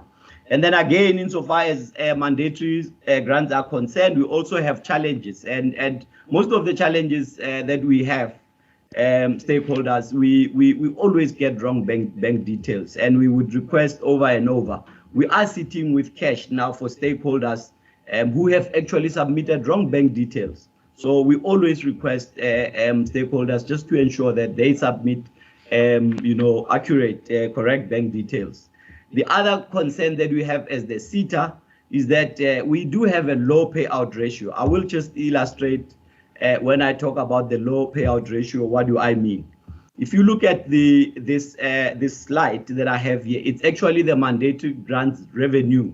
So you would see that for 1920, we got 98 million, but we only paid out 78 million, which relates to about 80% payout ratio. 2021, we received 70 million, we only paid out 52 million.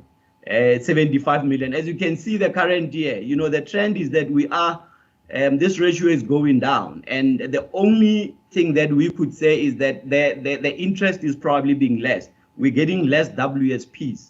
We're getting less participation from the stakeholders. And I think as Numisa and Heidi were presenting, they were actually requesting that we would like to get to a point where our payout ratio is between 85 and 90%. So I think it's a plea to all stakeholders that, if you submit and you are approved, then 20% will be paid back to you. So I think here we are asking stakeholders, and I know most of you may have submitted, but you may know a stakeholder who's in the sector who does not submit WSPs. And I think maybe if this information is passed on to them, they would be able to actually submit, and then we can have this ratio going up. And remember, when this ratio goes up, what it says is that we are actually upskilling the sector.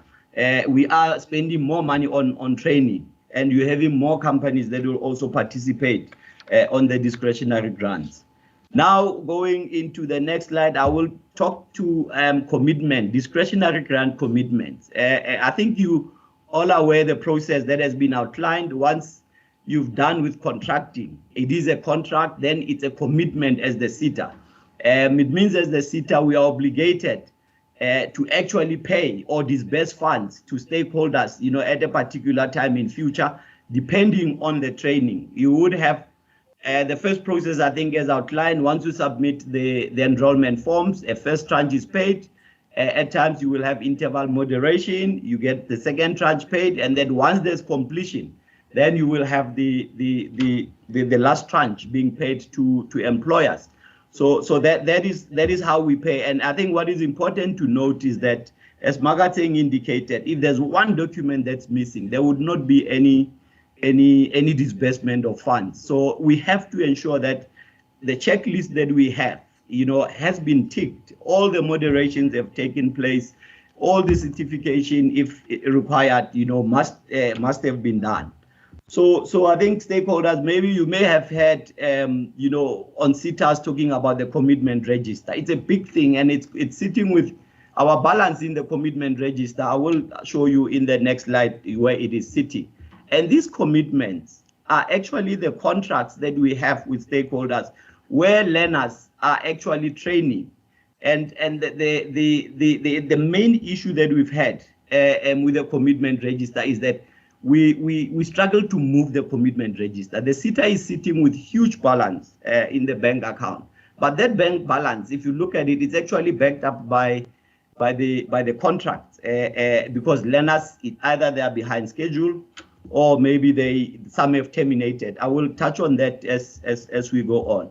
So I think to understand the commitment register, it is a register that captures all approved and contracted learning programs. And what it does, as I indicated, it ring fences, all the funds that are approved. We know that there are programs like your artisans, your apprenticeship that will take more than 3 years. But all the other programs, they should take less than 3 years. I mean, skills programs, they are not long, probably. Some, in fact, they finish them in 6 months, a year. But we have, even in our commitment register, where we still have a skills program that has not been completed for 3 years. But what you would also see as we go by is that any program besides your artisans, besides your apprenticeship, that's more than 3 years. After 3 years, it gets terminated. So if you have learners behind schedule that are more than 3 years, the likelihood of us, even if they were to complete after 3 years, after 4 years, the likelihood of actually getting funds, it's very slim, unless you had requested an extension. So if an extension has not been requested, that will be taken out. As you see, the last one, expired contracts not extended, are taken out of the commitment register. So now, if you look at the commitment register, as I was saying, you would see that from 1920, our balance was 595 million. And we spoke to terminations. If you look at the terminations for the 1920, we terminated 252 million. And remember, termination is as a result of, as the SITA, we would contract, we award 100 learners to the stakeholder, and then the stakeholder would probably submit 50 enrollment forms, and they don't submit the other 50. So in that case, it's cancellations. Of the 50, you may find that only 20 will complete, 30 will have to be terminated. So this actually results in the SITA now having to have a surplus at the end of the year. When we budget as the SITA, we don't budget for profit, we don't budget for a deficit. So we always allocate all the funds that we think we'll get in a particular year. In fact, what we always do, we always award a little bit, by about 10%, a little bit more than what we think we can afford. But even with that, we still have a case where we are experiencing surpluses. So you see in 2021, the cancellations, the terminations was 122 million. This is the current year, 21-22. I can tell you now, I looked at the commitment register. The 18-19 projects that are still in the commitment register, that will terminate at the end of March. It's actually sitting at 114 million. So I think my plea, again, for now, is that if you have a program or a project, that was approved in the 18-19 financial year, you need to ensure that by the 31st of March, that program has been closed, all the completions have been submitted, moderations done. If not, my request is that you need to request an extension.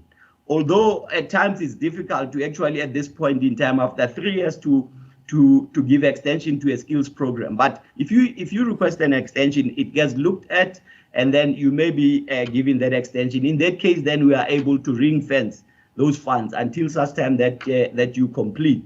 So again, if you look at the ratio, I mean, if you look at this if you look at this last line where I'm talking about the ratio of current payments to prior year current, basically what we're saying is of the 595, we only paid 14%. If you look at it, we had paid about 100 in 1920. We paid just over 200 million. In 2021, we know 2021, it was the issue of COVID. There were a lot of delays in payments and all that. We only paid about 129 million. In the current year, of the projects that have been awarded, we've only paid about 162 million. And our target for this year, stakeholders, was to pay over 300 million. And it's still possible that we can do that. If you look at the approved and accounting for this current year, we now we've only received contracts for 14.2 million, but we have awarded as the SETA over 300 million worth of contracts. I know that the skills, the learning programs has been busy trying to mobilize the stakeholders to submit the contracts, and I'm also asking if those contracts are submitted with enrollment forms. Once these learners are registered, and our wish is to register all the learners before the 31st of March. In fact, not only to register, but to even pay, to have paid the first tranche by the 31st of March. So I'm requesting stakeholders to please look at this. In the 21-22, they approved, and they approved by accounting authority and contracted, to please submit those contracts. I mean, the 300 million, if we were to get 300 million worth of contracts, I can tell you now that if we were to pay out the first tranches, we're looking in the region of even 100 million can be there, which would also assist to reduce our bank balance. So I think this is the main issue that we have here as the SETA. We're supposed to be disbursing funds, but we have huge amounts of money in the bank account that is earning interest. That interest, it gets used again, as Ndatem Gidi was saying as well. We would have special projects, we'll have partnerships here and there. He did indicate that there would be one time when there's an opening window, but other than that, we also entertain. If you come up with a project that we think it will be impactful, it will be looked at the SETA, and some of these funds, like the interest that we get, can be used to fund such a project.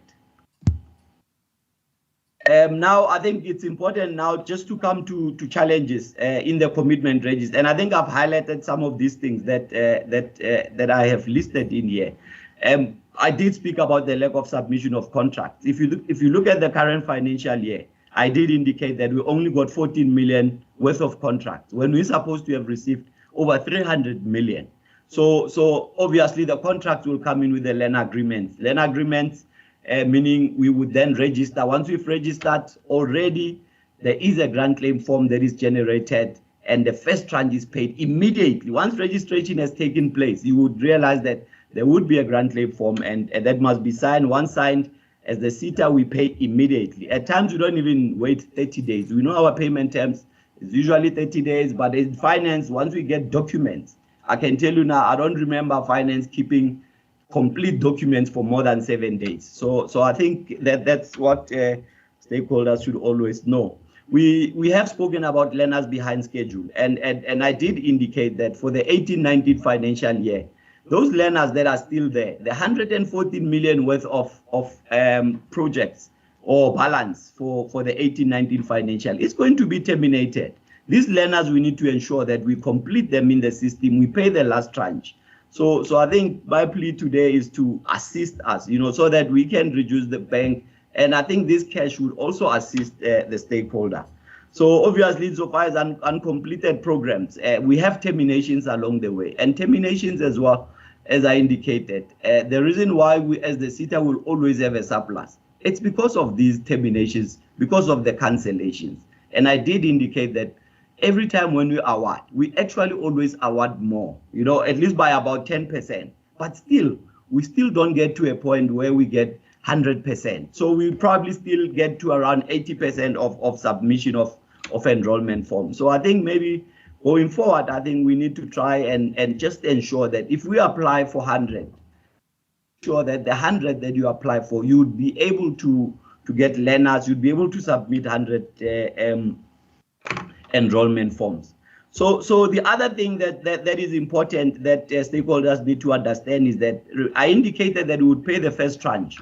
But if the first tranche is paid, and then you have learners, because we've had stakeholders where we pay the first tranche, but learners don't even start the program. So in that case, we would then invoke a grant recovery because you have not spent anything, especially on the placement of learners where you don't implement. In that case, we would then come back and say, look, we have given you first tranche for 100 learners, only 50 started, 50 did not start.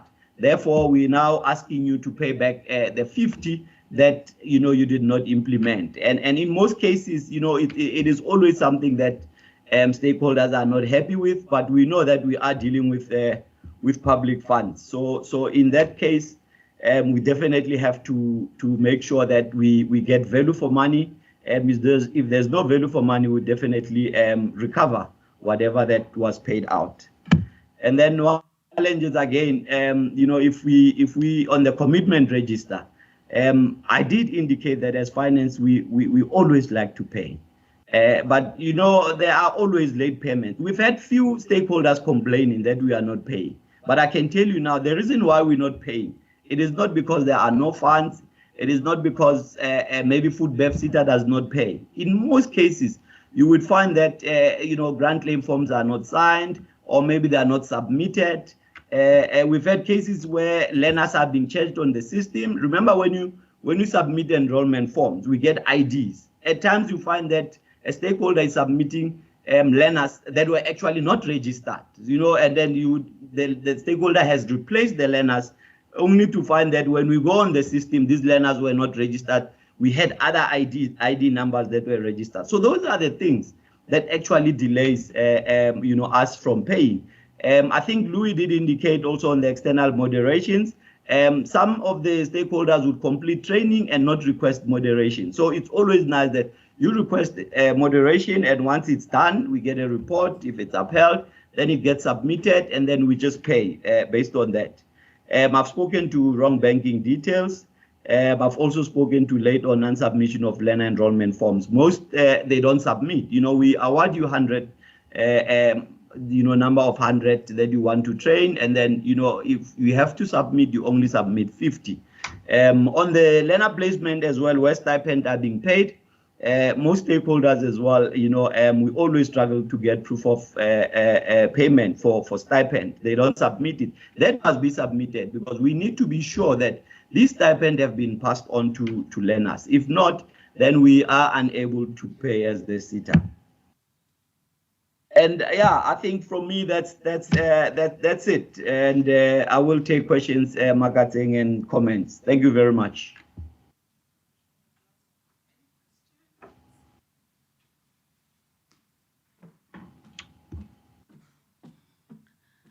Any questions? In the words of our CFO, and ngesizulu, ikhona imali. Ikhona imali, but you have to comply, unfortunately, because remember, the lady that is sitting there, Ms. Noktula Slamlela, please wave again, CEO. If this money is not well spent, she has to go answer to the minister. Then bese kuba nani nezondo commission. We not, in the spirit of transparency, Mr. Mpule is doing what he's done now in the spirit of transparency as one of our values. We don't have to tell you how much money we have in the bank, right? But we're telling you how much money is in the bank that is meant for who? For the end users, for the beneficiaries, because everyone that's in this room, I always say, y'all are doing the Lord's work. We are changing this country one learner at a time, and the trajectory of this country and where this country is going to go. So these funds are meant for that. Sithunyiwe. Ikhona imali. Let's comply. But unfortunately, you can't come and say, help me build a building. And Mr. Mgidi put it very well the other day, saying, we're not a construction SETA. We're a food and beverages manufacturing SETA. And when we look at the SARS number of companies that are coming in the food and beverages manufacturing SETA, we're sitting with sector, food and beverages manufacturing sector, we're sitting with over 14,000 companies. And every year, there's a growth of new entries. Because unfortunately for now, SARS is like the only credible or rather, reliable source of information that we have. The research ladies, Lysanda spoke to it yesterday. That's part of where we get our research from. I'm sure CIPC also has other, reliable data, but from a SARS perspective, that's where we're getting the information from. And this money comes from levy-paying companies with over 500, with a salary bill of 500,000 rands and more per year. So mandatory grants, discretionary grants, and I'm sure everyone that's in this room knows the difference. Strategic partnerships, what those are. That money is intended for all of those programs, but we have to absolutely comply. A simple thing of banking details should not be an obstacle. A simple thing of a student did not sign a contract should not be a reason why the money is not dispersed. So you have to run your business in a way that makes it easy for Mr. Pule and his team to disperse the money. He shouts at us every day, help me reduce this money. And I was saying to him the other day, it's nice to work for an organization that wants to spend, right? It's really nice because, we have to get it out of there. So, Mr. Pule, I don't think there's any questions in the room at the moment, and I'm not sure with our stakeholders online if there's any questions. If anyone is looking, if you can just check there if there's any comments for me, Mr. Pule, on the chat. If there's any questions, there is no questions when I click and look. Yeah, I don't have any questions. I don't see any questions on Microsoft. Oh, Selvin Naidu is a guest and he has a question. Are you typing it, Selvin? His hand is raised. Hi, no. Can you hear me? Yes, we can. Thank you. Okay. So I want to know regarding the companies that complete on time and pays stipend to the learners and allow the learners employment at the end of the day, and whatever numbers they're given every year. For example, if they're given 50, the next year they are absorbed in the company. Why are those companies not getting the numbers that they're applying for? Mr. Pule, do you got that question? Yeah, I think I hear Selwyn what she's saying. I think when we do our what, I think and I think maybe Ndadem Gidi can also come in here. We are always constrained. We get a whole lot of requests, and in most cases we find ourselves as the SETA being unable to actually grant each and everyone what they want. But your point is noted, because what we've started doing, in fact, is to see the track record of companies. And a company like yours, in future, what may happen is that it is possible that they can get the full allocation. But we've always tried to be fair, to try, and remember, you also have new entrants that you also can't, that you also have to accommodate. So I think in future, what we'll do, it's something that we have spoken about. And what we also do is that even if we didn't award you 50, it's possible we may have awarded you 30 or 40. If we have cancellations, a company like yours is the first company that we will go to and say, look, you had applied for 50, do you still want the 10 that we didn't give you? So we would do that. But maybe to answer your question, the main reason is that when we do the budget, when we do the awarding, we are always constrained, and we need to make sure that we have a balance, across all the stakeholders. Thank you. Okay, because one of the points that was mentioned in the strategy project was employment and upliftment of women empowerment. And the other question is that why is it always the companies that has good names are the last ones to get feedback from Foodbev SETA? Because these are the people that are now sitting at the edge of the chair thinking whether or not they're going to be funded. And that's when an email is going to the CEO to say, please intervene, what's happening? And again, we do understand that Foodbev is working on a tight schedule. Everybody is working around the clock. But then again, I think these companies that absorb the learners into the company needs recognition and not be the last one that's awarded with funds because an email is going to the CEO. But thank you for answering my question.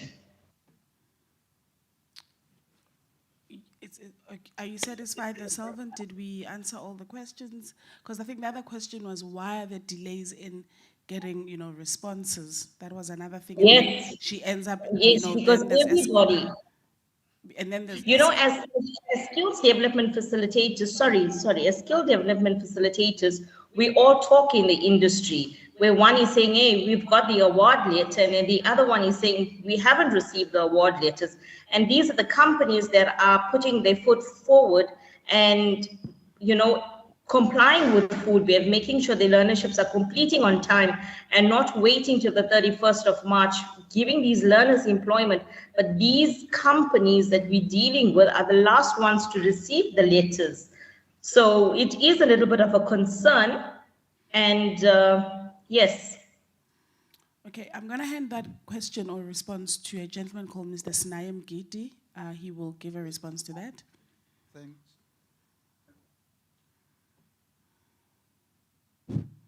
Thanks, Sylvain, for your question. I think I will take your details. Just put your details on the chat so that I can direct She has it. given them there. Sylvain at Okay, thanks.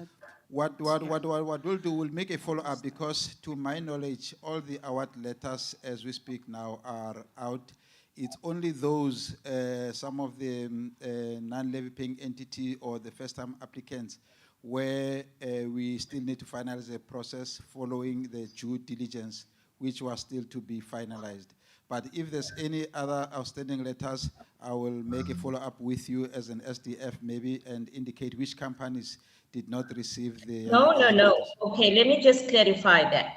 So when the DG letters has been sent out to other companies, a particular company I'm not going to mention has not received the award letter unless a letter went to the CEO and say, guys, listen, can you all follow up? Because we send thousands of emails and we don't get feedback in terms of even one reply.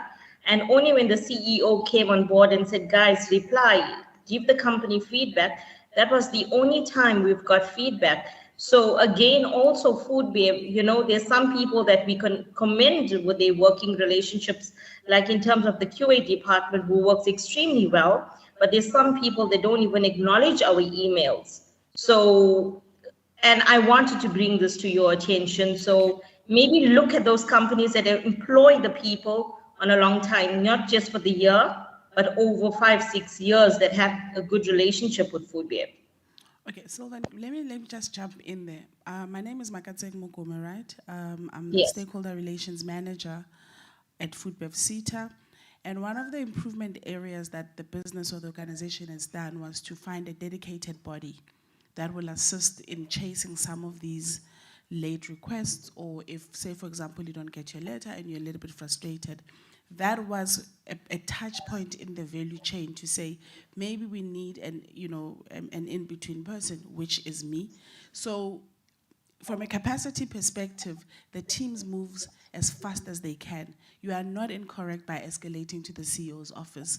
But the point here is, yes, sometimes there is just that delay, and when we realize what the delay is, and when you let us through the correct channels, we try and solve it.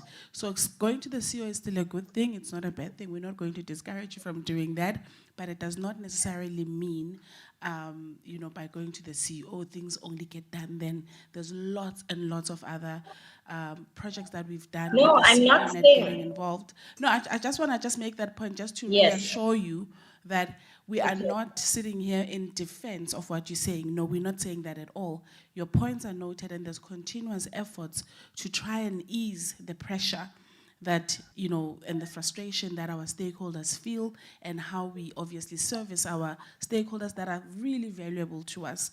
So there's continuous Absolutely. interventions, yeah. Absolutely. All right, that was my only question. Thank you for listening, and I'm sure that we will get what we need in due time or in years to come? 100%. Thank you very much for that question. And I'm hoping that also answers everyone that might have been in the room that also has that question. Are we perfect? No, we're not. And we're not coming here preaching perfection. Can we improve? Absolutely. Do you want to know what you think? Yes, we do. That survey that's sitting on your desk should tell us what we should do better. So you've got a survey for day 2 as well. Let us know where we're not going, where we're not doing okay. And we'll obviously look at all of those comments and feedback, and we will continuously do our best to do better. Okay. Thank you very much. Thank you, Selvin. Flowers to you. Thank you so much. Thank you. Okay. Mr. P, I think we're going to let you go. Thank you very much for that. I'm sure you will be getting a lot of requests from here forth. We will reduce that commitment register. Everyone is nodding. They will help you reduce the commitment register. Thank you. Thank you, Mr. P. Thank you. Thank you. And I don't know if Samugelisiwe Pungula is ready. She's our manager for monitoring and evaluation. If we can just go to the next slide. She's also going to be coming through from our Johannesburg office. I am so impressed. Everyone at the back at the office, they're wearing uniform. Hey, yeah, ne? That's commitment, right there, one of our values. So we're going to welcome Usamgelisiwe Pungula. If we can just, you're going to display your presentation from your side, Samu. Thank you very much. If you can just make that into presentation mode, Samu.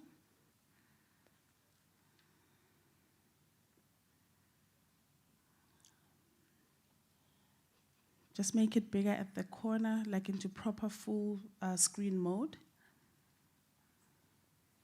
Slideshow, English. Thank you. Good afternoon, everyone. My name is Samkelisiwe Pungula. I am the Monitoring and Evaluation Manager for Foodbev CETA. Today, I will be taking you through our due diligence and site visit process. Okay, I've mentioned that. So in terms of our due diligence, discretionary grants, okay. Sorry about that. Okay, discretionary grants are advertised and contracted with various stakeholders. Foodbev CETA will enter into projects through partnerships or MOUs with various entities. The qualifying applicants are then evaluated and recommended by the various Foodbev CETA committees. It is important that the due diligence site visits are conducted in order for proper project management implementation. Okay. The Foodbev CETA conducts due diligence in order to verify learner information is concise, the training venue or equipment is available, verification of occupational health safety equipment or processes that comply to occupational health safety requirements, to verify proof of record-keeping system, that there are record-keeping policies and procedures that the company adheres to verify ability to adhere to Foodbev CETA reporting requirements, and verification of learner contracts and SLAs.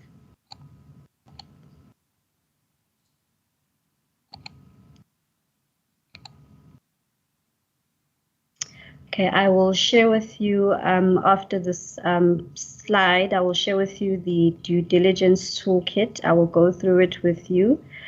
And then in terms of our site visits, they are integral in performance management since they provide an opportunity to learn more about implementation of projects. Foodbev CETA conducts site visits to monitor its interventions, and the site visits also provide us with early warning signs or any risks that may occur during the implementation of a project.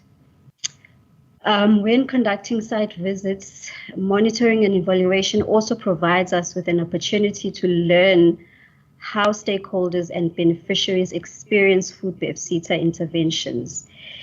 Our site visits are also used as an opportunity to collect data in order for Foodbev CETA to also answer evaluation questions relating to the relevance, sustainability, and effectiveness of our learning interventions. In terms of the site visit process flow, site visits are normally conducted after contracting. The commitment register is also utilized to identify companies where site visits will be conducted. Appointments are then set up with stakeholders by the M&E team. Confirmation of the appointment for a site visit is done with the stakeholder. Unconfirmed site visits may also be conducted by Foodbev CETA. Then, upon arrival of Foodbev CETA at the site where learners are hosted, we request that all stakeholders please grant access to the Foodbev CETA team.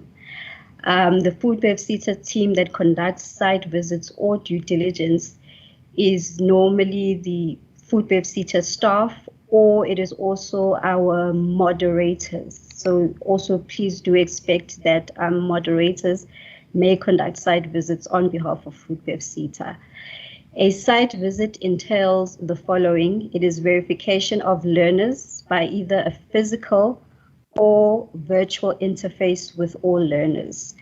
Foodbev CETA is looking into doing virtual site visits due to our current situation. So we will be in future conducting virtual site visits as well.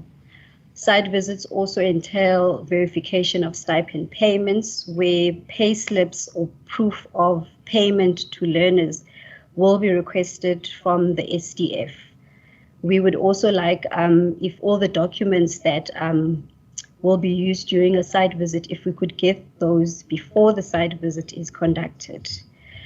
The site visit also entails interviews with learners and training providers on general implementation of the learning intervention. So we would like to establish compliance with implementation plans, timetables, and availability of mentors. We would also like to verify if learners have signed employment contracts with the employers. Post a site visit, a site visit report will be produced and shared with the employer for ratification and confirmation. The employer may be requested to submit an implementation plan to address any recommendations where applicable. If there are recommendations that were identified by Foodbev CETA that are not implemented to the satisfaction of the CETA, the employer may be requested to discontinue all training programs. So it is important that employers or training providers address any issues that are identified in any of the CETA's site visit reports. This also includes our moderation reports as well. In conclusion, the due diligence site visits are conducted before awarding a grant. The site visits are also conducted. These are now the normal site visits for training implementation. These are conducted if and when a need arises.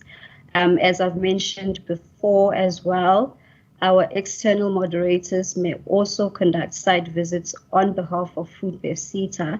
So please also expect moderators to conduct site visits as well.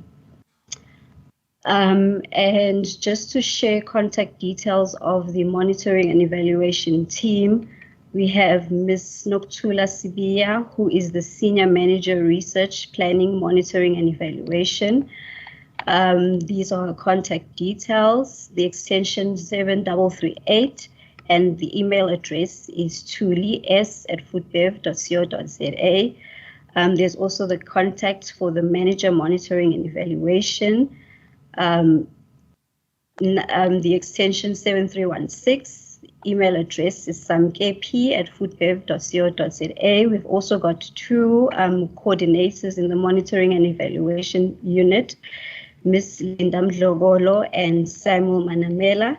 And these are their contact details should you need to contact any of the team. And then I would also like to just share with you the due diligence toolkit. Can you see the screen? Yes, we can. All right, thank you. This is the toolkit that is used by our moderators and staff to conduct due diligence for SMMEs, NGOs, or CBOs. We have we've got a table of contents there. And then we've got learning program details. So this section would then normally be filled out by both parties during the site visit. It's also important to tick the appropriate box to show which learning program that the employer will be implementing. We then have requirements. So during the site visit, the particular documents that should be prepared is copy of company representative's ID, copy of interviewed learner IDs, evidence that the company exists, and evidence of staff complement. We would also like to interview learners as well as a representative from the company. So this first box here refers to an interview with the representative. So the representative needs to be able to respond to these particular questions relating to the core business of the company, direct costs of training. Foodbev CETA will then explain their requirements and provide copies of the relevant policies and procedures to assist with the implementation of the program. We then have a section for learner interviews where a sample will be determined on the day of the site visit. And then the learners would then have to respond to these particular questions. Generally, what the site visit aims to do is to check credibility of the company, the environment, the attitude exhibited during the site visit by the employer, the other employees, or the learners themselves, the relevance of the company to the Foodbev CETA sector, and understanding of Foodbev CETA processes and requirements. This then relates to the due diligence format report. So the report would have to cover all these sections. Once the moderator or Foodbev CETA employee has done or completed the due diligence report, it will then be shared with the employer for ratification and confirmation as well.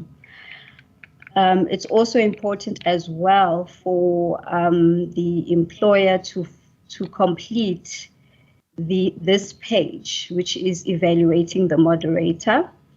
So we would like you to, after your site visit, to please complete this section regarding to the moderator and your experience with the moderator. The last page of the toolkit is where, if you have any particular additional comments or suggestions, these can then be entered onto this page. Thank you very much. Thank you, Samuel.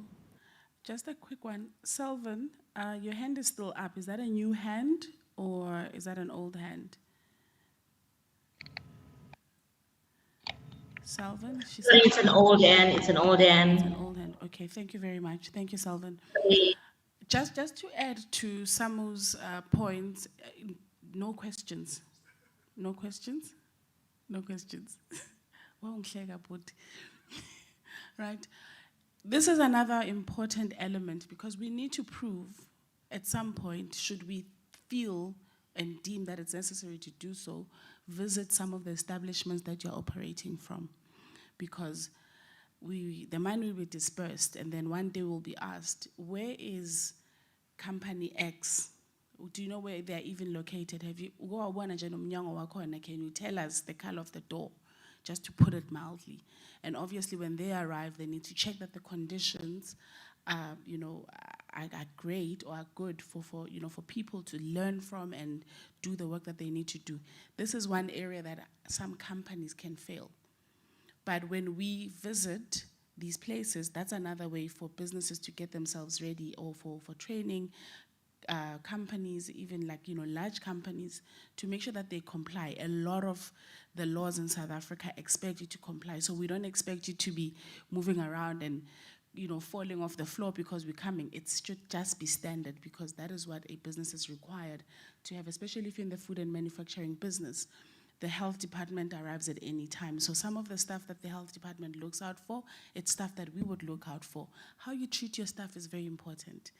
You don't want to arrive and you realize it's for lack of a better word, there is slavery that happens there, or people look like they're working in dungeons. No. It does not, if it does not comply with the health department, it definitely will not comply with food and beverages. CETA, we saw yesterday, Lusanda spoke to food and health and safety.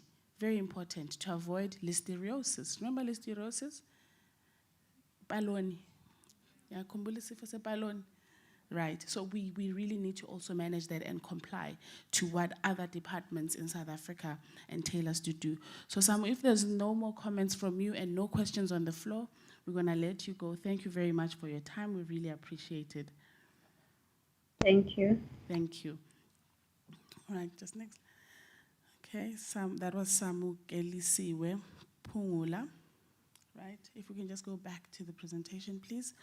Okay, so before we even, that was the last speaker, by the way, and congratulations to everyone for just, being present and bearing with us. Let's just clap for ourselves. Right, I just need us to go back to, so that we can just close the day. Yesterday, we did like an impromptu award ceremony, and the lady was very shocked. She was so happy and so surprised, and she wanted to kill me. But anyway, we awarded her with the Ubuntu Award. It's my personal award. Foodbev CETA has not endorsed it, right? And today what we did is we encouraged some of the great young people, great minds that she works with, to join us today and to come and share a little bit of their stories, of where they come from and what they've done, and the work that they have been doing over however many months, and also purely from what Foodbev CETA has planted in that organization.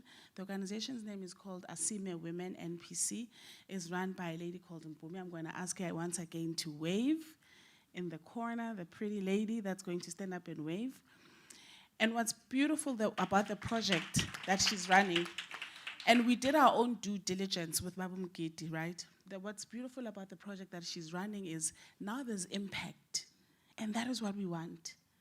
Now there's impact. We can all, one day, me, the CEO, Mr. Mgidi, we won't be working for Foodbev CETA, right? But one day when we go back, we will find the bakery that Zanele, who I'm going to call up to come to the stage right now, to tell us a little bit about who she is and where she comes from and how she's benefited from just being in a learnership.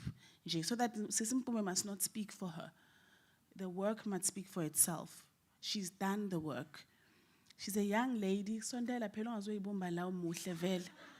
Pagam, Haibo, you were not shy when we were at the bakery, that fabulous bakery of yours, right? She was not shy. Look at how small she is. Mbugen, look at how small she is. And we insisted that she come so that she could meet her CEO, because our CEO is passionate about seeing young women, young black women, young women of South Africa doing great work.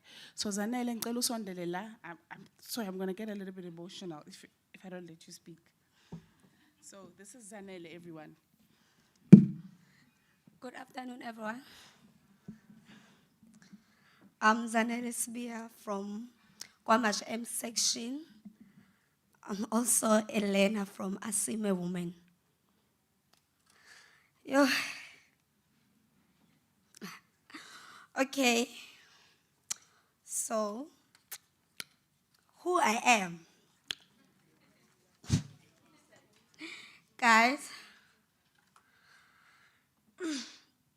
well, Vuribam, Bekar, primary cooperative, Bekar. Lousy translated to rise up, like Suguma, Wibambe, Usebens. That's how the name came out. The cooperative is owned by 5 youth of women. Sinake siyimbokodo guys. Ngoba nibona mina nengisebenza nabo bangangami. Siqhamuka ka M kwamashu. So, sasinale passion le yokubhaka. Kwi community esiphila kuyona ke as you all know ukuthi umashu waziwe ngobugebengu nokuthi gcila nje ya akuyona indawo right thina ke emiyethu kwakushintsha lokho ukuthi let's change legama la kamashu edume ngakho and senze something. So sahlangana saba about 5 sonke sine aim eyodwa nje ukuthi siyabhaka sithanda ukubhaka. Sathi why don't you form a co-op and register our company and sibhake. So sahlangana ke. So in 2015 we registered our company as a co-op as Vukuyibambe Primary Cooperative. So in 2015 we were baking mouth-watering cakes and scones from our parents' kitchen. Then in 2019 it took a turn for the better in August 2019 where we owned a 6-meter container with a full baking equipment. Lapho ko step set nje sokuqala sayibona ukuthi no siyaya phambili la because ukusuka sibhakela emakhishini emakithi manje seku step sokuthi sesiona i-6-meter container enemshini phakathi nogesi namanzi. So sesiyatholakala nje kuzo zonke indawo. So uyazi ukuthi uma ufika ka M khona indawo okuthiwa iseVukuyibambe edayisa amakhekhe. And guys in business alivele nje lithi same time mele wazi ukuthi mele ubekezele and uzobekezela uma wazi ukuthi ufuna ukugcinela lapho ufuna ukuya khona. Because kuhlezi kunama ups and downs guys in business. Kodwa ngoba sasisho ukuthi no asifuna ukuhluleka ngoba emiyethu ukuthi umuntu ufika esitolo ufike uthole isinkwa saseVukuyibambe.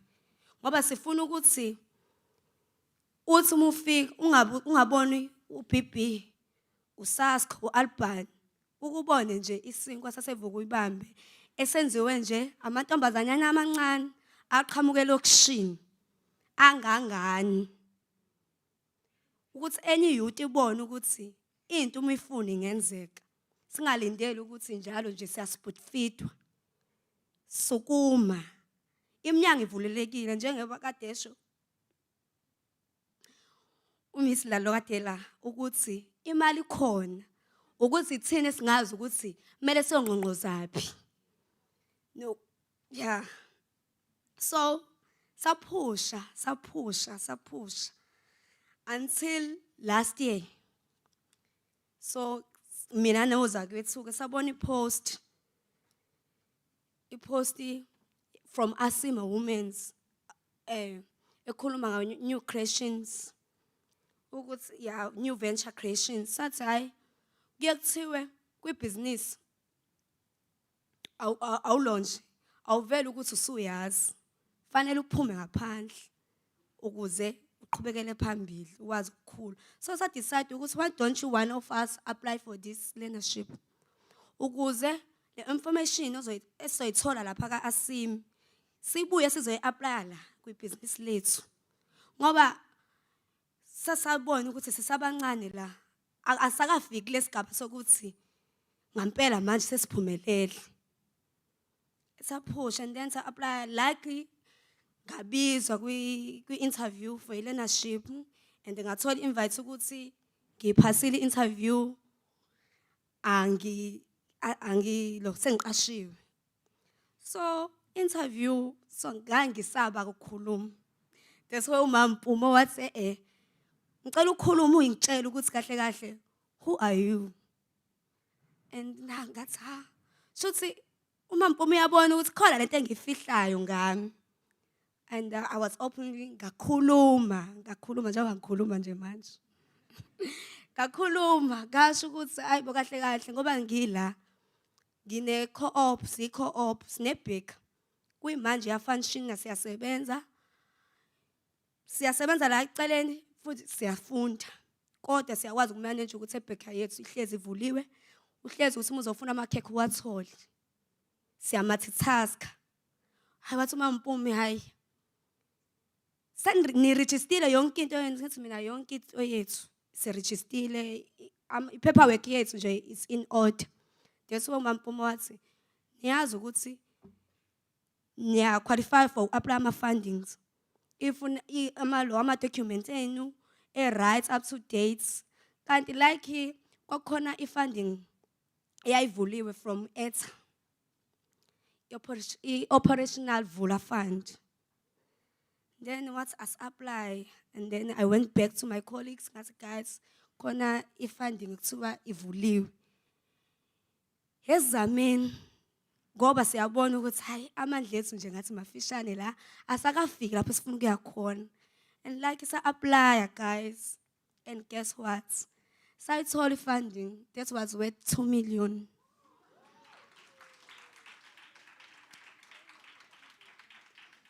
Kulo funding izinto zayi-includiwe. It was a brand new delivering car ukuthi sikwazi ukudeliver and also a fully equipped baking equipment.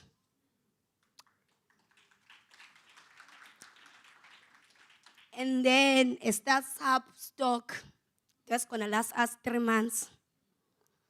And also 7 containers to ukuthi si-extend indawo since health and safety wathi mele si-comply ngakho. So nje ezingikhuluma nje manje imoto isikhona ikuthina ukwakhiwa sekuqediwe imshini siyadeliver amanzi ugesi sokukhona sekushoda nje okuncane ukuthi kuqedelwe. So guys ukuba nje angazi ukuthi ngingabonga ngithini ukuba ipart yale learnership asima women kusikhulise kakhulu and kusitshengisile ukuthi anything is possible. Lento esifisayo ukuthi isinkwa sethu sitholakale ezitolo sizotholakala.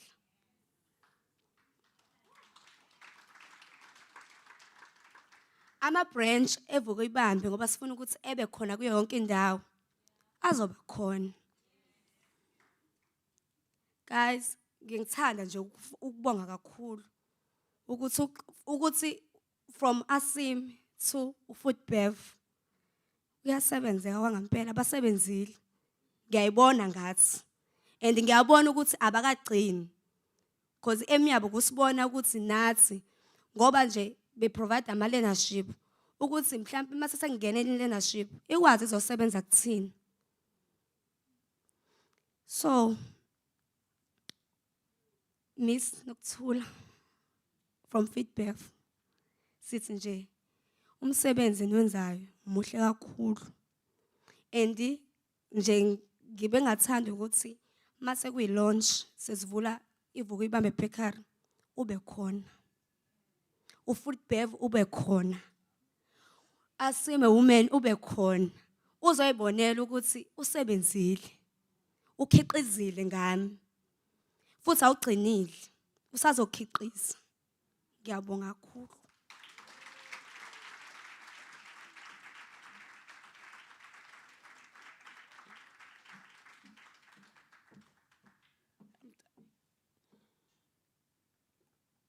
I'm an emotional wreck, so please accept my apologies.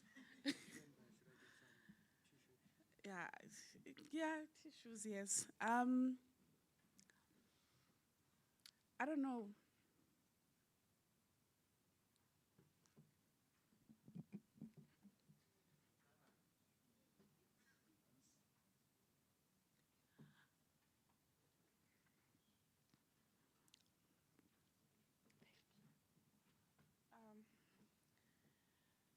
We don't live in a perfect world. Our country is not perfect.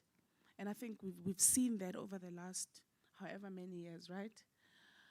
But there is great work that a lot of people are doing. And I think with dedication, with love, with a passion, you definitely can make a difference.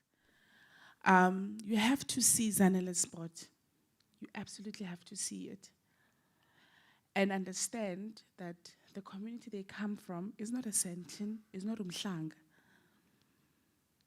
But it is a slap bang business that is sustainable, that one day they will be applying for discretionary grants, of mandatory grants, so that they can continue training other kids.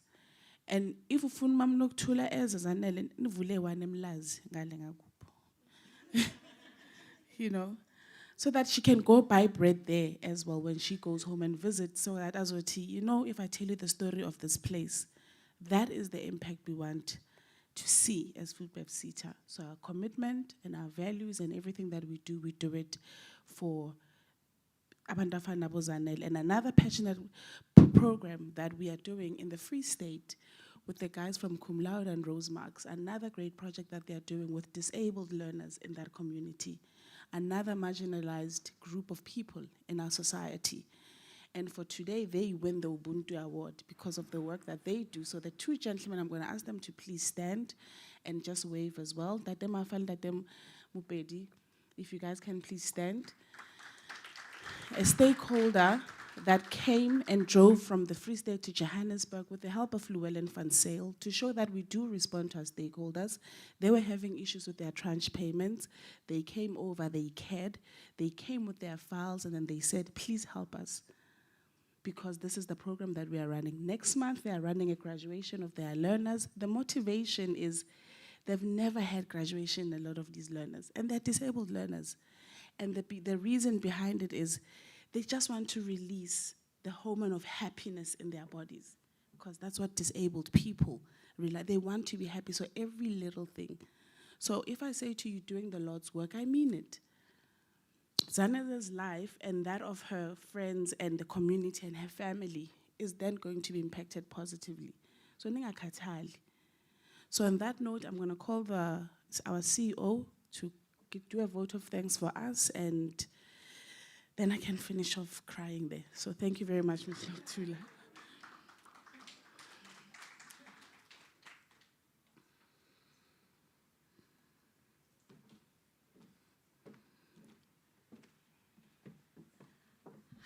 It's a little bit hot. Can we get the aircon going?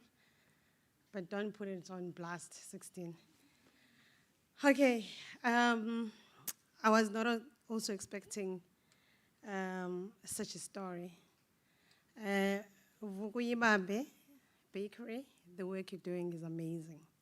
And I know you're not the only one. You might have been the one who came to here on the stage. You've got all other learners that are in different partnerships that we do. When we're talking about training with impact, this is what we're talking about.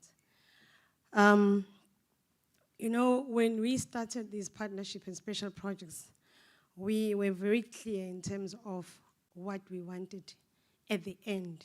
And that was to not train for the sake of training, but to training that's got impact. I mean, to see young people like you getting together as a cooperative and working together and getting funding and appreciating the training that we give is amazing. It's not just us, it's all of the people that are in the room who make it possible. You know, we could not ever do the kind of work we do as a SETA without the support we get from our stakeholders, because the funding that we bring back to you comes from our stakeholders. So my commitment is to continue to capacitate the more likes of you.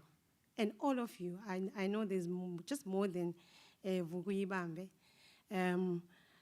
If we can continue creating entrepreneurs, and that's what our country needs, then we know that our work is done. It just doesn't start here and it doesn't end here. We will continue to do this. So I thank you.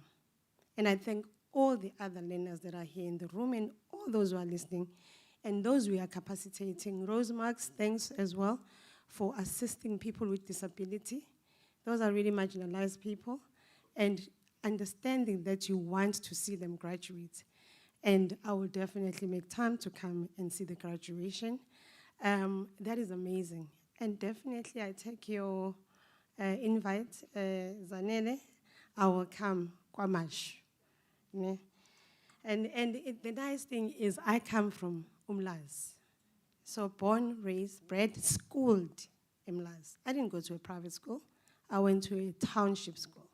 I studied in a township school. I went to a university here in KwaZulu-Natal, went to Mabatwe as well, came back to KwaZulu-Natal. So I'm a product of Umlazi, Ilokish, you know. So when you see me being a CEO now, just know I'm your inspiration, because it doesn't mean that if you pume lokshin, you cannot be here. Just like when utate something that you're passionate about and created a cooperative and created a business. This is a business. My commitment to you and all others that we are training is that we're going to continue funding you. We're going to continue trying to assist you in terms of growing your business. Our mandate is not to fund equipment or infrastructure, but our mandate is to at least put you in contact with those who can. Currently, I'm talking to one of the JSE-listed companies, which is NASPAS, to assist us put products of those who are creating them in their Take a Lot platform. So we are going to contact those that you are in partnership with or that are training you to see how we can do that. Maybe we will see the bread of Vukuyibambe going into shelves. You know, when I speak to anyone that I speak to, I mean, I get a lot of people asking for meetings. I say, gone are those days when we're saying we need to create market linkages by going to SPARs or ShopRites. We need to create our own ShopRites. And I see you being the next ShopRite. Okay? So I thank you for persevering and knowing that it's not easy. You know, running a business and studying at the same time is not easy. It is very, very hard. But you've dedicated yourself and your time to studying, and then you will be able to open your doors and teach others. Now you're going to be a mentor, you know? And what's nice about it is that you, as a young person, will be able to mentor other young people that will look up to you. So you'll tell them what it is like and never give up. One of the things that we're doing, and hopefully it will work, is that we're trying to create master bakers. We're trying to create master bakers by providing them with opportunities of international experience and exposure. So we will contact you guys to see how you can participate in that program. That I commit to you. So one of the things that I was asked to do is just that I was taken by you and all others like Rosemarks, Asima Group, the kids that we are training and capacitating, is to thank all of you. I thank all of you as our stakeholders, as our partners, as our strategic partners. We collaborate with you to create the likes of Vukuyibambe Bakery. Without you, as I said, we will not survive.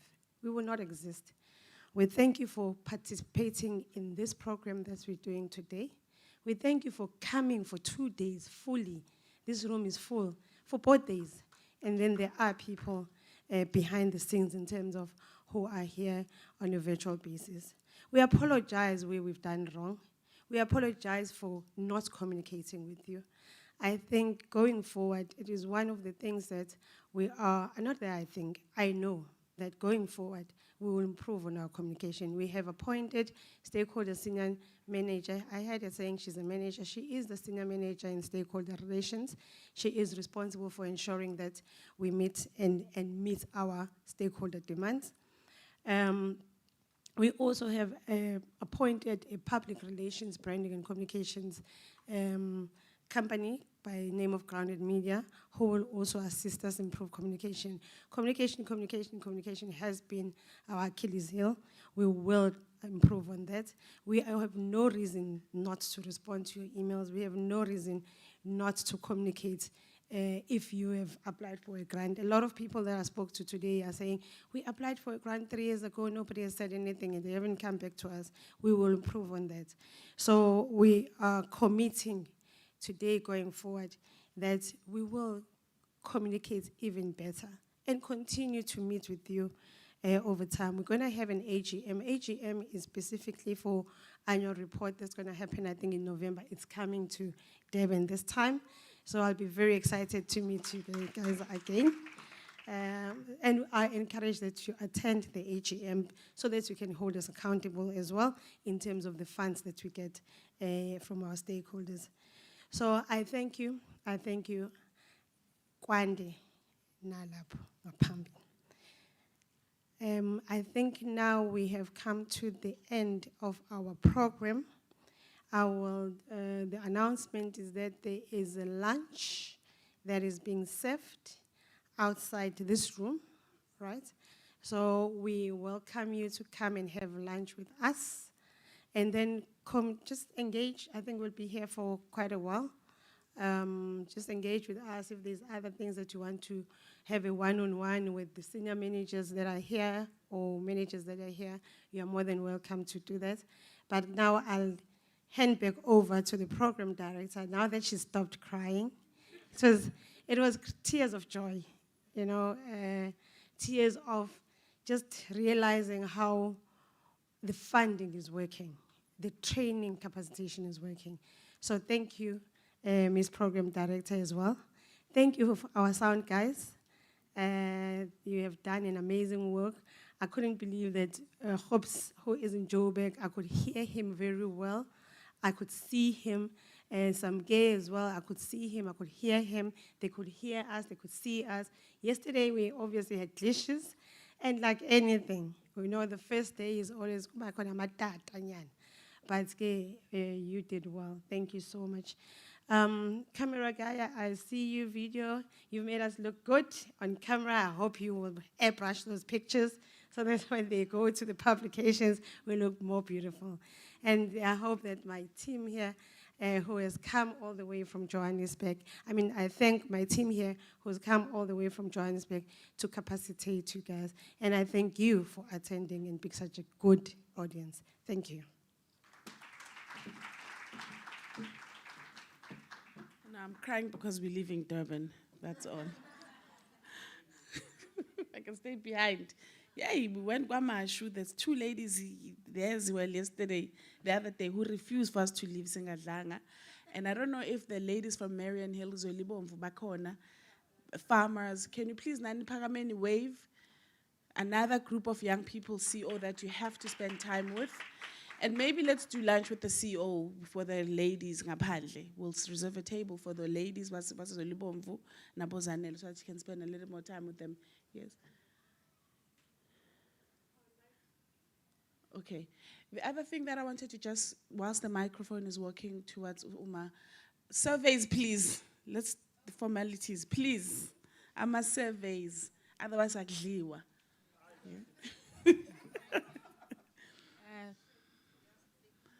Is the microphone on, Raymond? It's on.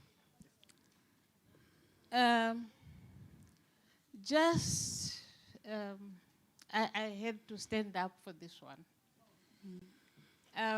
If 10 years ago, when it was Duweden and I don't know who else. They came for workshops at Edangeni. If you told me that today Foodbev venue would be full like this, I would say, are you crazy? CEO, congratulations. I thought this was a white people's sitter. Or is it a dead sitter or what? Huh? We are proud of you. We are. Now we can see your footprints. I just hope you will not jump ship. We just hope you'll carry on. Duweden, you remember that? When you came with all your suitcases and there were only 5 to 10 people. Eh? Congratulations, guys. Thank you so much. Oh, then the other thing that we came down to KwaZulu-Natal for, which from here, by the way, we're moving to the Eastern Cape, and we're doing this as we go along. Make sure that we help Ubaba Mkhupudi Pule to reduce his commitment register and to make sure that the promises that we make, we're keeping. We're also collecting, or rather getting into MOUs with different businesses and SMEs. So the group that was busy with Babum Gidi earlier on, please, he's requesting that you come and see him afterwards so that he can finalize the MOUs with you, and we can go back and say, here are the paperwork. Here's the paperwork, and we're looking forward to doing more work with all the businesses in KwaZulu-Natal. I think there's a question, comment. No, it was not a question, but it was, I wanted to just witness her because I remember back then, long time ago when I was a student as well, I did hospitality. It was ML Sultan that time, now it's DUT. Yes. And then I was interested in the SETA, and I was told that it's for white people. My mentor told me very well, no, it's for white people. You will never make it there. So I am very proud, and I'm very happy for Sis Noktula. Thank you. Thank you. Sis Noktula, Nkosi yami, Sis Noktula. Umlungu wethu loyo, guys. Umlungu wethu. Siyabonga. Sis Noktula, siyabonga. Thank you so much. On that note, Kialebuha, na ke Mosotho hantle. Ke Mosotho hantle. Ke re ke le lebohe lona batho ba KwaZulu-Natal. We will see you at the AGM, all of you. Thank you very much. Lunch is served. And to all of our viewers online, thank you. Go have lunch. Thank you very much. I forgot. It's a wrap. You want to?